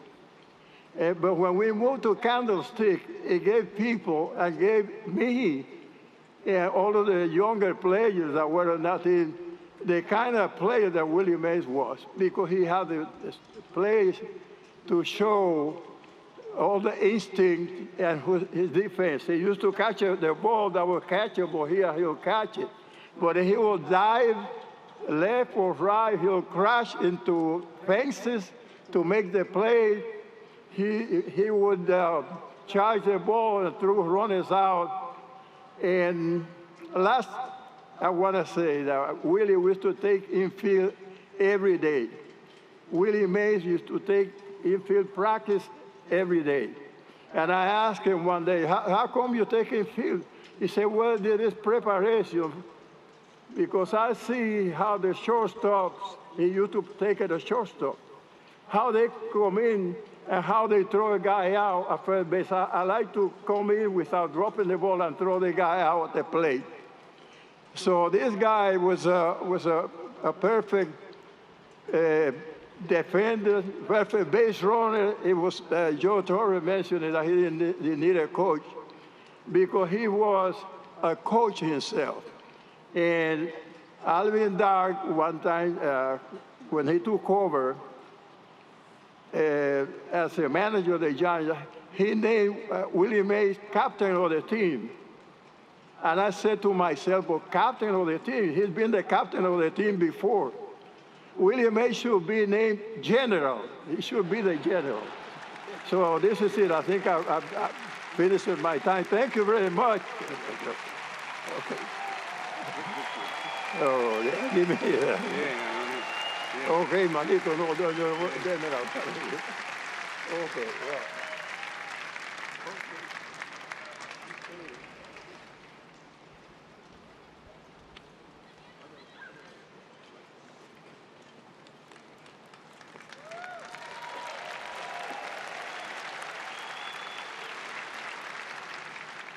You know, I heard Joe Torre say that he was blessed. I think I was blessed too. I was born in a little village in the Dominican Republic. I wanted to be a baseball player right from the beginning of my childhood. Sometimes I leave home for school, and I never got there. I stopped playing with all the kids that love the game of baseball. So when the teacher came home and told my mother what happened, she always argued with me. Say, son, you have to study. You have to be prepared for the future. I said, oh, mother, I want to be a baseball player. So, thank God, I became a baseball player. I didn't know anything about Major League Baseball. I don't know about that you get paid for playing baseball. I just want to be a baseball player because at that time in my country was a team, an amateur team, that represent the country everywhere in the world. And that team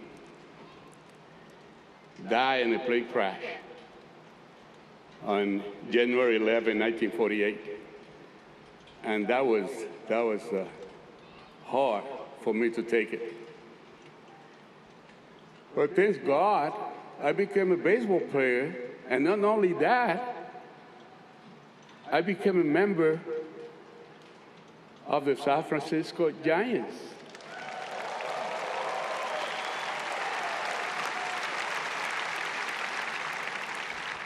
And when I say that I was blessed,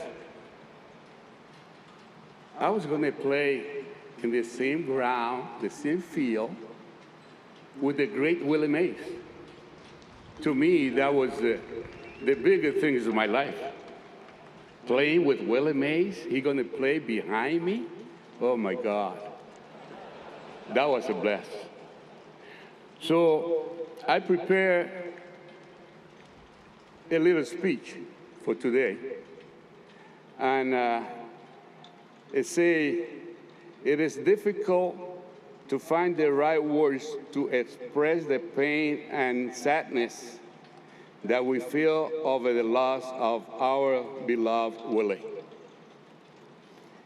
The death of someone close to us, especially someone with whom we have shared so many unforgettable moments, is a devastating experience.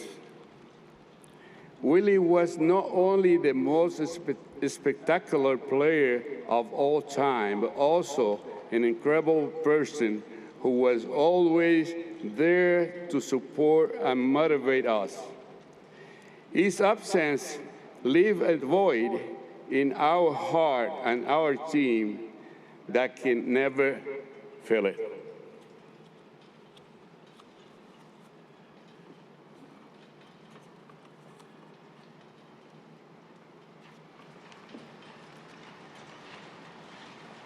We will remember the happy moment We share the victory and defeat we face as a team. And above all, the friendship and camaraderie that united us throughout the years. His skill on the field, his passion for the game, and his charisma have inspired an entire generation of players and fans. His dedication and professionalism are an example for all who love this sport.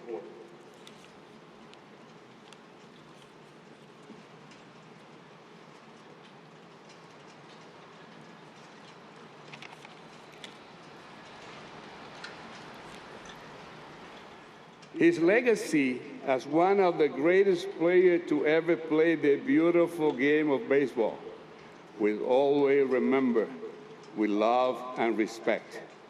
Willie Mays will permanently hold an indelible place in the world of sports. Willie's presence and influence will live on in every game, in every milestone achieved, and in every heart that beat for baseball. Willie Mays is a true baseball icon, and his influence will last evermore.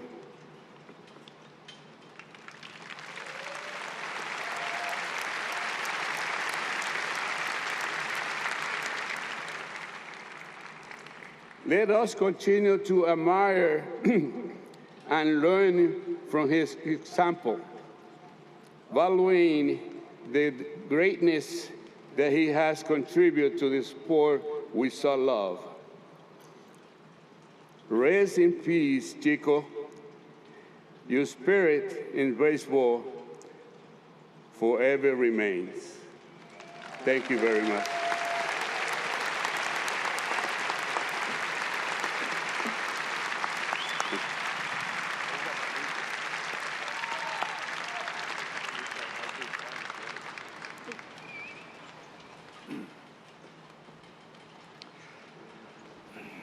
There's been a lot of nice things said about Willie here today.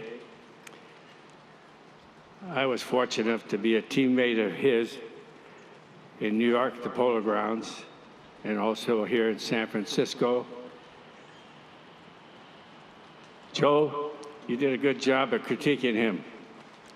He loved to play the game. He had a lot of fun playing it.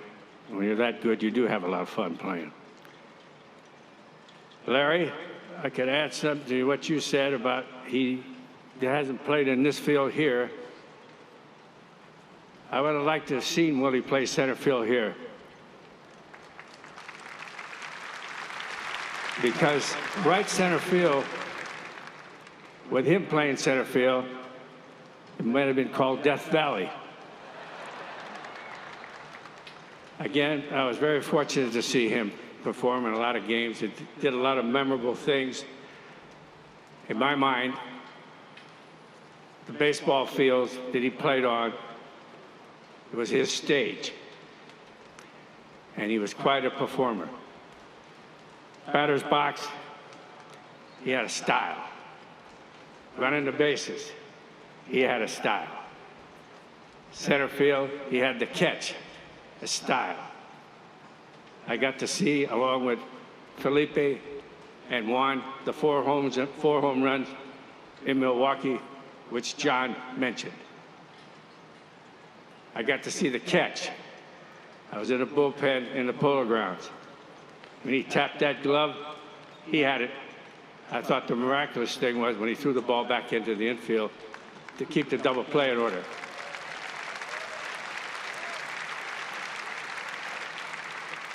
All those things, to me, having had 8 centuries in baseball, in uniform, he was the best of the best. We've had some Hall of Famers here. These guys are all very good players, very good players. But Willie, he was just special. He was really special. And I want to say this to Mike, his son. I appreciated Willie for his guidance and direction when I was a young guy trying to play this game. He was a mentor. He was just about everything. He was the best of the best. And I got to say this, I think God looked down on him one day and watched him play and said, boy, I really created a good one there.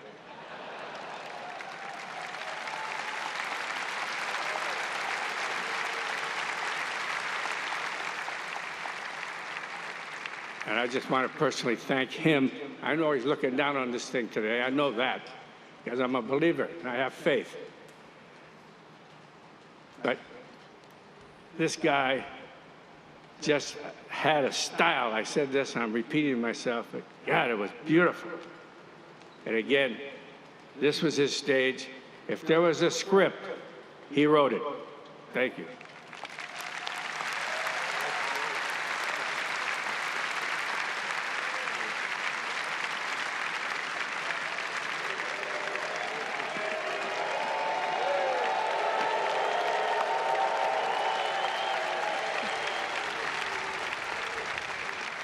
Hello.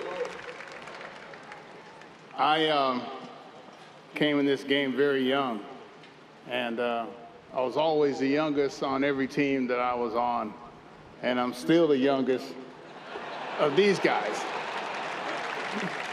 And, you know, I was thinking the other day that we've lost some great players, great people, you know, Frank, Al Kaline, Orlando Cepeda the other day, now Willie. I mean, we've lost some great ones. And I grew up idolizing these guys. I grew up watching games in LA down on Riverside. I never went to Candlestick Park, but I saw the wind blowing those big old lights up there. And the day my hero, Bobby Bonds, signed with the Giants, I really started following the Giants. And I was there the day Bobby Bonds signed. And I was like, this guy, I think name is Evo Pusich. I said, hey man, you see me running balls down out there? He goes, nah, I didn't see you. I'm here to sign Bobby Bonds. And a year and a half later, no, 2.5 years later, I was 19 years old. I got called up to the big leagues with the Braves. And Joe Torre was on the team. Let me see. Felipe was on the team. I got my first bat from Felipe. And that bat was about 36-40. And I was like, and it's still hanging in my trophy room, and it's about this much longer than everybody else's bat. And so I was always, you know, their sons. And Juan Marichal, I love Juan. He doesn't know it, but I got my second hit off Juan Marichal. It was the infield dribbler, and I ran all the way down to the right field. I was hauling ass. But I think about Willie when I got called up to the big leagues, when I faced Juan, and Bobby Bonds introduced me to Willie Mays. And that was one of the greatest moments that I've ever had in my life. And Willie gave me, I asked Willie, I says, man, you know, he'll give you anything. I didn't know this. I said, Willie, man, that's a heck of a glove he got on there. He had a kangaroo hide McGregor glove on, and he took it right off his hand and gave it to me. And I don't know what I did with that glove. I mean, I've lost it or whatever, but Willie Mays was the greatest player. I've been fortunate. I played with Hank Aaron. I played with, well, I didn't play with Willie Mays. I played against Willie Mays. And the thing I love about Willie is that, just like they said, he'd always ask you, what do you need? And he asked me that every time I saw him. When I came to the Giants, Willie'd come around. He'd come around and see Murph and come around and see us. And then when I got, I don't know if I got traded, but when I left to go to the Cubs, yeah, you don't trade a manager. And and then when I went to other clubs, Willie would always come and see me whenever he came here, whenever he was in the clubhouse on the road. And the guys would all come around and say, hey, man, can I meet Willie Mays? I mean, unlike any other guy that I've been around, Willie'd sign balls, he'd talk to them, he knew batting stances, he knew what their batting averages were. And lastly, I had a table in my office, and they were having the civil rights games, and it was a nice table. And anybody that knows Willie Mays knows that Willie signs everything. You go to Willie's house, everything's ashtray signed, everything's signed. So Willie signs my table. I said, man, what are you doing? He tells me, he said, boy, I do what I want. So from then on, whoever came in, Johnny Bench would come in, Pete Rose, whoever would come in, a Hall of Famer. I have that table right now in the garage, but that was because of Willie Mays, one of the greatest players of all time. Thank you.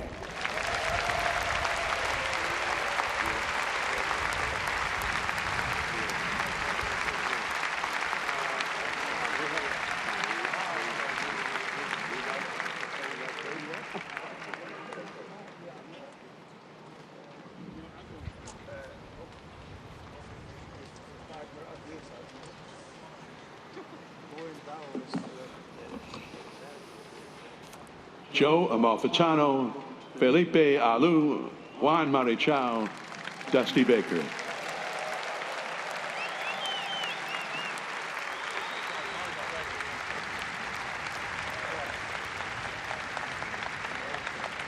Now, please welcome three people very close to Willie, trusted advisors and very close friends and trustees of his beloved Say Hey Foundation.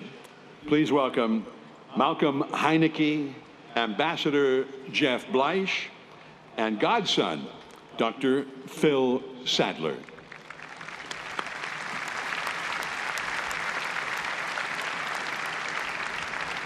All right, good evening. My name is Malcolm Heineke, and for the past 2 decades, I've had the honor of being Willie's lawyer and, more importantly, his friend. I don't need to tell you he was the greatest baseball player ever, but let me celebrate a few things about the friend I knew. First, Willie was loyal, old school loyal. Just like Dusty said, whatever you needed, he got it for you. Sitting before me in these seats are literally centuries worth of deep relationships with people who loved Willie and people who were loved by Willie. There are too many to list. I have to mention Willie's guardian angel, Renee. I have to mention Murph and Mario. And I have to say to the Giants, you all took care of Willie the way he took care of you. Pam and Larry Bear are here, thank you. And the McGowan family is here representing Peter, who loved Willie and Willie loved Peter. Second, I appreciate the applause, but the pitch clock is on me, so, you know, it's just save that for the good stuff. Despite all of his massive success, Willie had no airs about him, never pretentious. Once we had dinner at a fancy hotel. When we got to dessert, Willie asked for his favorite, ice cream. Not on the menu. The staff scrambled. Minutes later, an out-of-breath waiter returned from his grocery store sprint to plop a cardboard pint of ice cream right in front of Willie, still in the plastic bag, with the receipt. The manager of this fancy hotel was aghast, scrambled, asked Willie if he could make it into a more formal presentation. Willie, as he would, declined such fuss. But he said, there is one thing. The manager nervously said, oh, Mr. Mays, what is it? What is it? Willie said, I'm gonna need a spoon. He ate the whole thing right out of the carton and did what he always did. He smiled, said thank you, and left a massive tip. Willie was modest, didn't use words like fantastic or awesome. His highest praise was a humble this. That's pretty good. My children tell me I do that terribly, but that's as close as I can get. And as an example, when Ambassador Bleish called Willie to tell him that he had won the Presidential Medal of Freedom or that President Obama was going to take him for a ride on Air Force One, Willie's response, that's pretty good. Willie had a remarkably quick mind and was the master of the one-liner. His brilliance in his mind played out on the field, but when I knew him after he was playing, it played out with the one-liner. We were at a large event in New York City. He greeted every guest during a 2-hour reception, signing autographs, taking pictures, all of that. When we moved to dinner, the guests raised their hands to ask more questions, leading Willie to defer the steak and potatoes sitting before him after his 2 hours of work. 6 questions in, a man asked, Willie, you are now in your 80s, but you look great. How do you stay so fit and trim? Willie immediately responded, y'all ask me so many questions, I ain't got any time to eat.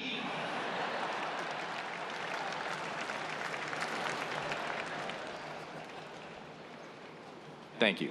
Above all else, Willie was joyous. Joyous. If there was a gold glove for joy, he would have a platinum one with diamonds on it. His life had hard challenges, and you don't make it to 93 without the effects of age. But he never complained. He would always flash that smile, find something to laugh about, and tell the 3 of us to move forward. And to you fans, I see all of you sitting up there, thank you. As Michael aptly stated when his dad passed, you fans were his lifeblood, and you all gave him as much joy as he gave you. And on that note, I don't think this should just be limited in participation to the folks in the folding chairs, and I know Willie would want you all up there in the seats to participate. So we've come to that portion. And I want you to help me send some joy right up through this clear sky before the seagulls get here, right to Willie. I'm gonna shout, say hey, and I'm gonna ask you to repeat so loud after me that Willie can hear this, and we're gonna do this 3 times. You ready? Here we go. Say hey! Say hey! Say hey!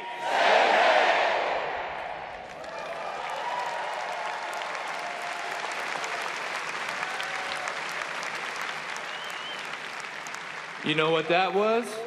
That was pretty good. Willie, I know you can hear us now. Thank you for being a Hall of Fame caliber friend to Meg, excuse me, Charlotte, Alex, Greta, and me. We are blessed to have you in our lives, and we love you. With that, please allow me to turn the podium over to the man who made this relationship for me possible, my dear friend, Ambassador Jeff Bleish.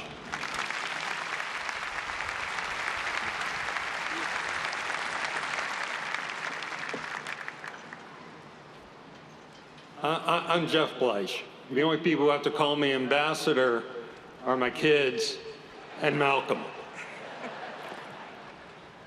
Shortly after he won his second MVP award in 1965, Willie wrote a book called My Life in and Out of Baseball. Because even then, at the peak of his career, Willie was already thinking about how to be an MVP off the field as well. As long as I've known Willie worked as hard at being a great ex-ball player as he did at being a great ball player. And he told me because it was, if you live a good long life, you're gonna be an ex-baseball player a hell of a lot more years than you ever were a ball player. So you better be good at it. Willie had one goal in his second act, and it was giving kids the same chances that he'd had. And that's where he focused his energy ever since he left his playing days. Willie never forgot his own childhood. When he was just a kid in Alabama, the only school that was open to him as a black child in Fairfield was the Fairfield Industrial High School. And he kept his diploma from there on the wall all his life. His degree was in dry cleaning. And Fairfield didn't have a baseball team. Willie was told he actually needed to play a different sport if he wanted to play in high school. Willie learned the game from his dad, Cat, and his dad's teammates in the industrial leagues, and the coaches in the Negro leagues who let him play, and teachers who tutored him. Willie said he'd have never had the life that he did if it weren't for other people who gave him the chance to be Willie Mays. Regular people who believed in him. When people asked Willie who his heroes were, those were the names that he would give them. And so in his second career, he paid it forward. He helped establish the Boys and Girls Clubs at Hunters Point. It's now named the Willie Mays Boys and Girls Club.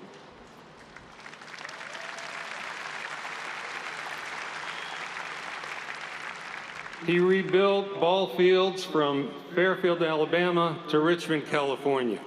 He and the Giants created the Willie Mays Scholars Program, and he founded the Say Hey Foundation to ensure that his work would go on long after he's gone. Helping Children also brought out Willie's competitive side. When he was negotiating the advance for his biography, he demanded the highest advance ever for a retired athlete because he said, well, it's all going to the kids.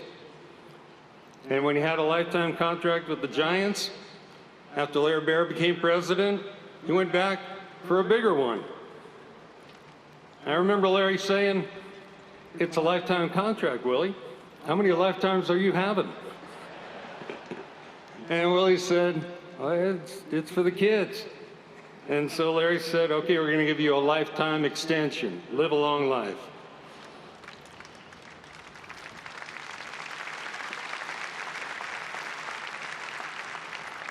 Willie spent a lot of time with children because he lit up around them. Every Halloween, the line ran out the door of his house and all the way around the block for hours because Willie would stand there and give out baseball cards and balls to every single child who came to his house.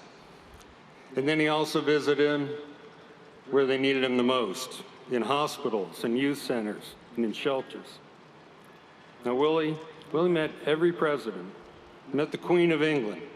He hung out with the Rat Pack, and he could literally speak to anyone, whenever he wanted, at any time. But his friends, the people he kept closest, mostly regular folks, who he just befriended along the way. People didn't want anything from him but his friendship. A loyal coach, former caddy, his right-hand person, his godson, and his dentist. We all got to see the good in Willie. Everyone who ever saw him play or heard him speak saw the good in him. And he filled his life with children and with genuine friends. He devoted himself to showing his gratitude and doing what he loved. And as the poet Hayden Carruth wrote, all else filters away, and he became mostly love. Sometimes we think people are great because they were great ball players. Willie Mays was a great ball player because he was a great man. And that is why 50 years after he hung up his uniform, he's more iconic and more loved than ever.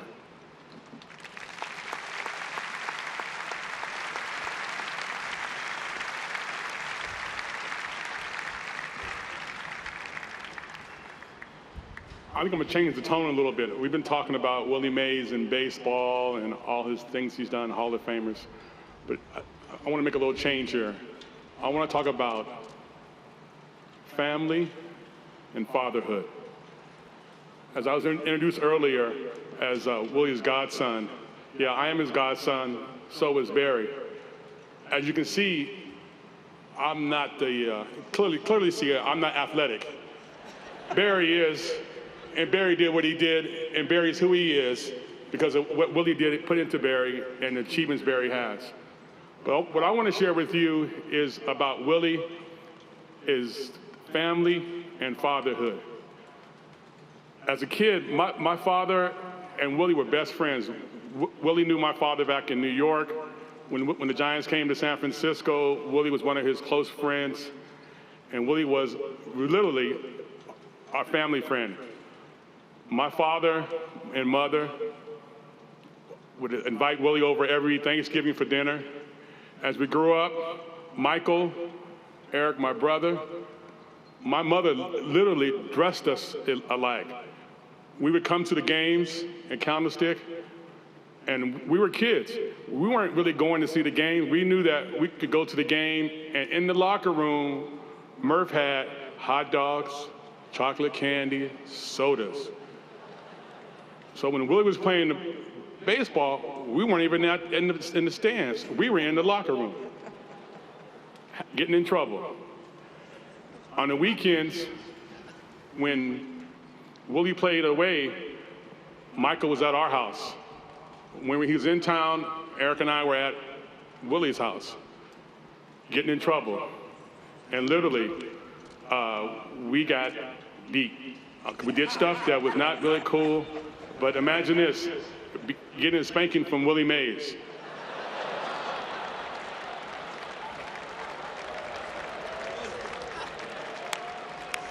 And imagine that, we were at, what, 5 or 6 years old?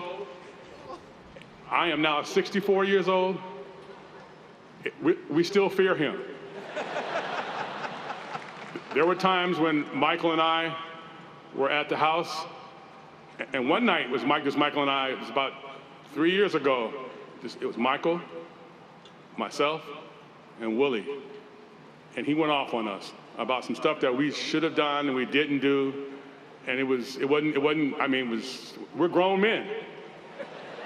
But we humbled ourselves to the fact that, because we knew as we were raised, we respect him as a parent. Those of you who know, for the last 10 years, I literally was at Willie's house every Sunday, those who knew, and spent time with him. And I mean time, I would get there about 11 o'clock and leave about 6. And Willie would sit there and give me a lot of advice on a lot of things. Just to kind of give you a little history, when my father passed, Willie stepped to the plate, literally to the plate. I mean, this thing about being a godfather, that's like a symbol or this whatever it is. But Willie stepped up to the plate. I had first started my dental practice. I needed to get this contract. Willie was there to help me get the contract, negotiate the contract, to get my equipment I needed. After that, I had a major illness. I was in the hospital for a long time. Willie came to the hospital. When I got married, Willie was at my wedding. When I needed something, Willie was there. So you talk about fatherhood, family, he was that guy. And we keep talking about this baseball thing. You know, I didn't know Willie Mays. I knew Willie as a father figure and was just a good friend. So I want to end with this. The word family, the last 3 letters in the word family is I-L-Y. I love you, Willie. Thank you.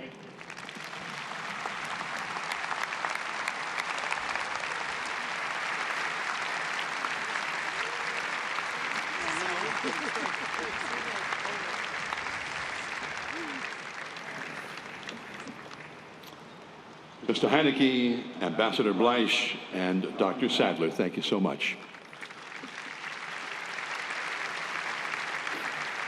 We had those long shadows now. It's not a good time to hit. Thought I'd mention that since we're talking about Willie. And I heard a story that his last at bat, he was 42 years old. It was extra innings in the World Series. He was with the Mets. They were in Oakland. They had the long shadows. It was a day game. And he got to home plate. There was a big run out in scoring position. If Willie could knock it in, the Mets would go ahead.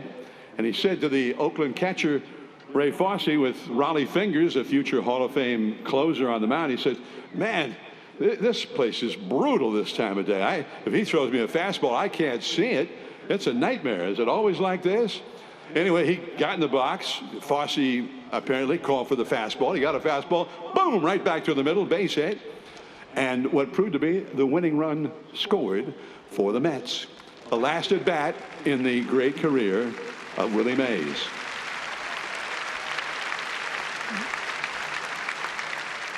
Well, we've heard from President Clinton. Now, if you can please direct your attention to the video board. We received a special video tribute from the 44th President of the United States earlier today, President Barack Obama. Like many of you, I was too young to see Willie Mays play in his prime. And yet it's a testimony to his greatness, on and off the field, that he served as an inspiration to me and to so many other Americans. Willie's exploits on the field are well known and the stuff of legend. Blessed with an unmatched combination of grace, skill, and power, he excelled in every aspect of the game from the moment he arrived in the majors, amassing a record of accomplishments that only a handful of players even came close to matching. When you take into account his durability and longevity, when you factor in his extraordinary success during his brief stint in the Negro Leagues, and the fact that he lost 2 years of his prime to military service, a strong argument can be made that he is the greatest baseball player to have ever lived. But Willie Mays' impact on our culture goes far beyond statistics. After all, in the 50s and 60s, baseball dominated American sports. Nothing came close. And as one of the major league's first black players, Willie's excellence, as well as the sheer beauty of his game, the basket catches, the too small cap that would fly off as he rounded the bases, his daring and his effortless charisma, ended up bridging our nation's racial divide. Whether you were black or white, everyone could appreciate Willie's unbridled enthusiasm, his work ethic, his inherent dignity and graciousness. Alongside other giants like Jackie Robinson and Hank Aaron, Willie's popularity would change racial attitudes in a way that political speeches alone never could. It made people re-examine how they viewed their fellow citizens and the imperative of true equality, and helped pave the way for the civil rights revolution that would move us toward a more perfect union. Not many athletes can claim that kind of impact. In a very real sense, Willie Mays' career was one of the foundation stones that would ultimately allow someone like me to even consider running for President of the United States, which is why I consider the opportunity to have gotten to know Willie over the years and to say thank you to him to be one of the great joys of my life. By the time I met him, Willie's sight was failing. He didn't move around too well, but I nevertheless had a chance to experience firsthand the warmth and generosity of the man, how he drew people to him and immediately put them at ease. I'll never forget giving Willie a ride to the All-Star game back in 2009. And let me tell you, as president, it was rare for me to be the second most important guy on Air Force One, but with Willie on board, it wasn't even close. The flight attendants kept passing me by to ask, "Can I get you something else, Mr. Mays?" And as far as I was concerned, that's exactly how it should have been. That's who Willie Mays was, from start to finish. A man who inspired admiration and affection without ever having to break a sweat. That's why his influence lasted long after he'd played his last game. And that's why those of us who were lucky enough to know the Say Hey Kid will miss him so very, very much. God bless Willie Mays. and may he rest in eternal peace.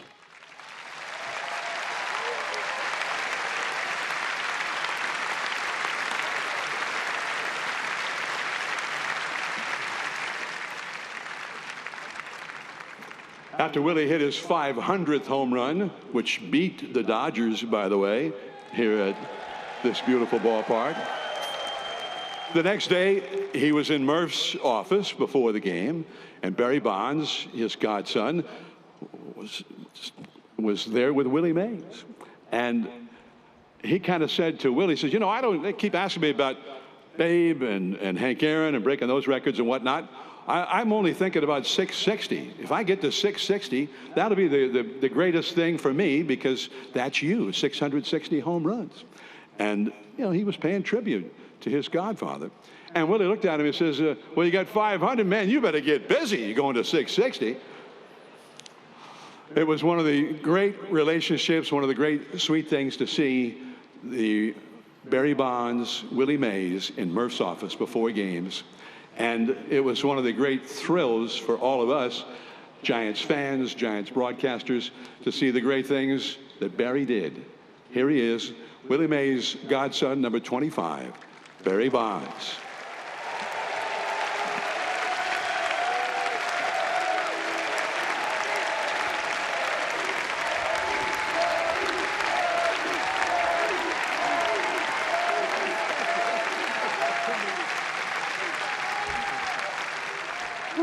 Cold.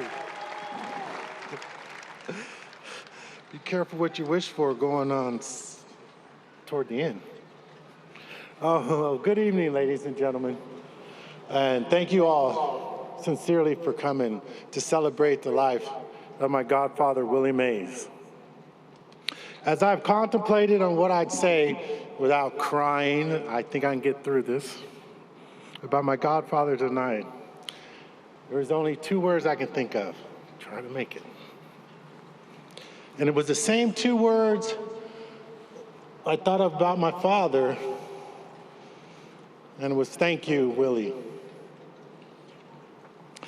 Willie, 55 years ago, you put your arms around a 5-year-old boy, and you said, hey, kid, you coming with me.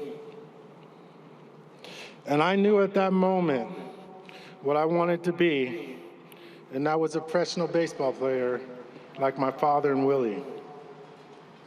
And as a young boy, I can talk a lot about the wonderful things about my godfather, Willie, like sitting in the parking lot, waiting for that pink Cadillac to come through the stadium, climbing on his locker. But I'd probably be repeating a lot of things that everyone said here tonight. Talking about one without the other seems kind of strange to me, because I couldn't have learned everything about the game of baseball without my father and Willie. Just couldn't do it. I learned it mostly in the locker room. We talked, batting cages, at the house, my mom and all of them playing cards. But most of the time was Monday, Wednesday, and Friday at Half Moon Bay, the golf course. When Willie and my dad would play golf and reminisce about the old days. And that's when you got real talk, the real knowledge of the game, when Willie and my father would tell me stories about each at bat, who they faced, how they approached it. And they even went back to the days when they had to go in the back door of a restaurant just to get some food. But that's nothing compared to what Willie taught me about the game of baseball and what he gave to me like a second son. Mentorship, unconditional love, and yes, a butt kicking when I needed it. And then love again like a father. But I didn't know after all these years turning 60 in July, what Willie was truly giving me until now. Forever memories. Forever memories. And like I said about my father, thank you, Willie. Thank you.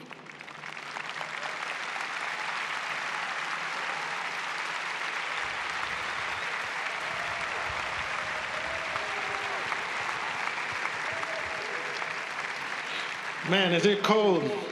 Now you know why it only took one pitch for me to hit that ball out of the old ballpark, because I wanted to get back in the dugout. Woo! Now I want to introduce this last person. It's like a big brother to me. A special big brother. He never ever got jealous over my relationship with his father. He's always been close to me, and I've always put him first before me. And every time we got together and got in trouble by Willie and got yelled at sometimes, I always said it was Michael.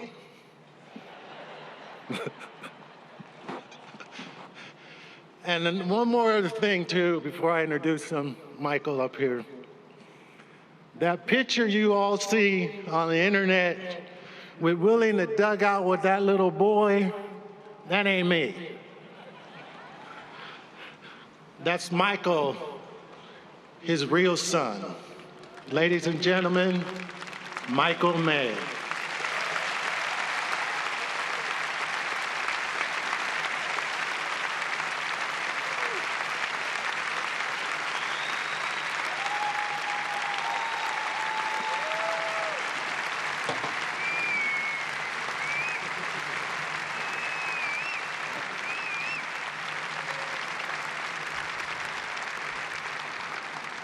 If Dad was up here in front of all y'all, it'd be just another walk in the park.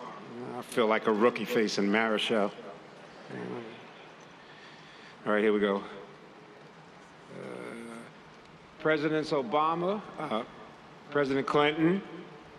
Sir, thank you. That sax guy was awesome, but I was hoping you'd sit in for a minute, but we'll get back to that. Giants leadership, Larry, Pam, support, Murph, Mario. I got a lot of mayors. I got Agnes, Jordan, Miss Bree, and Willie Brown.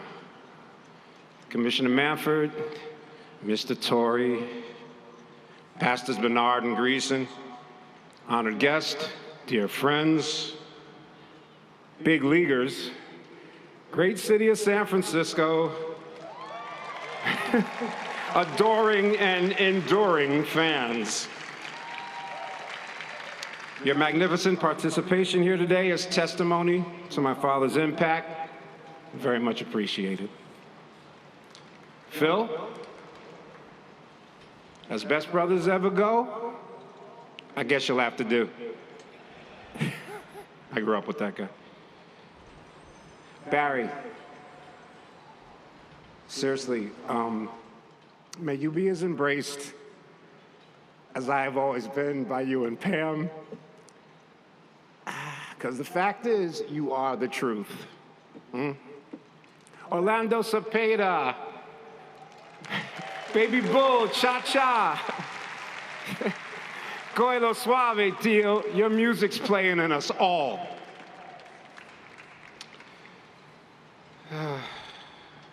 Buck,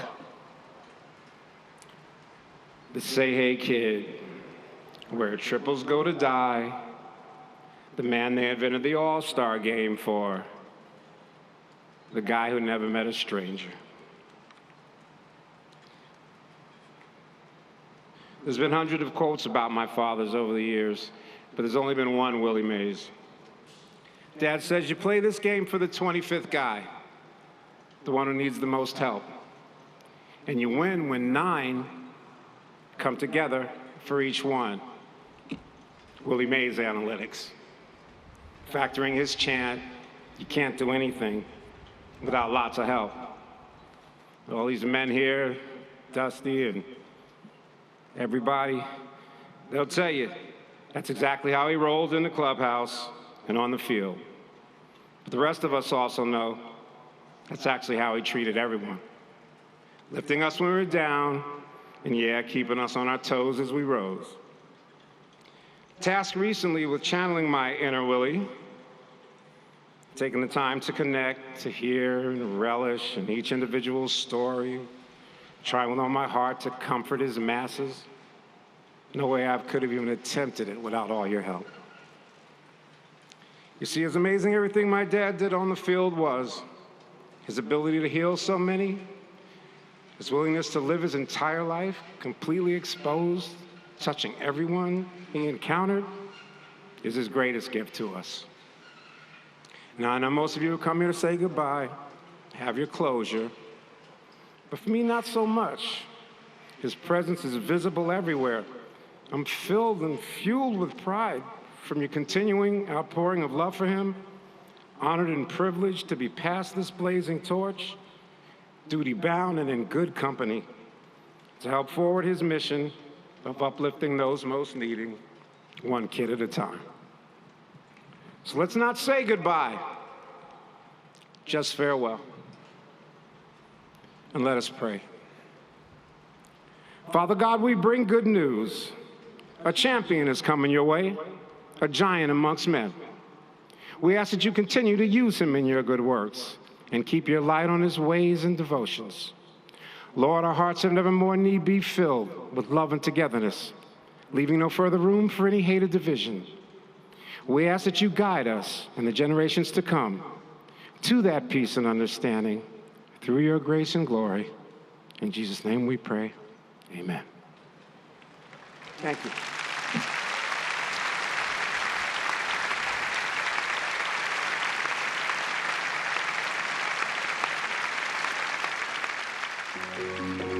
Everything I wanted to do in baseball, I did.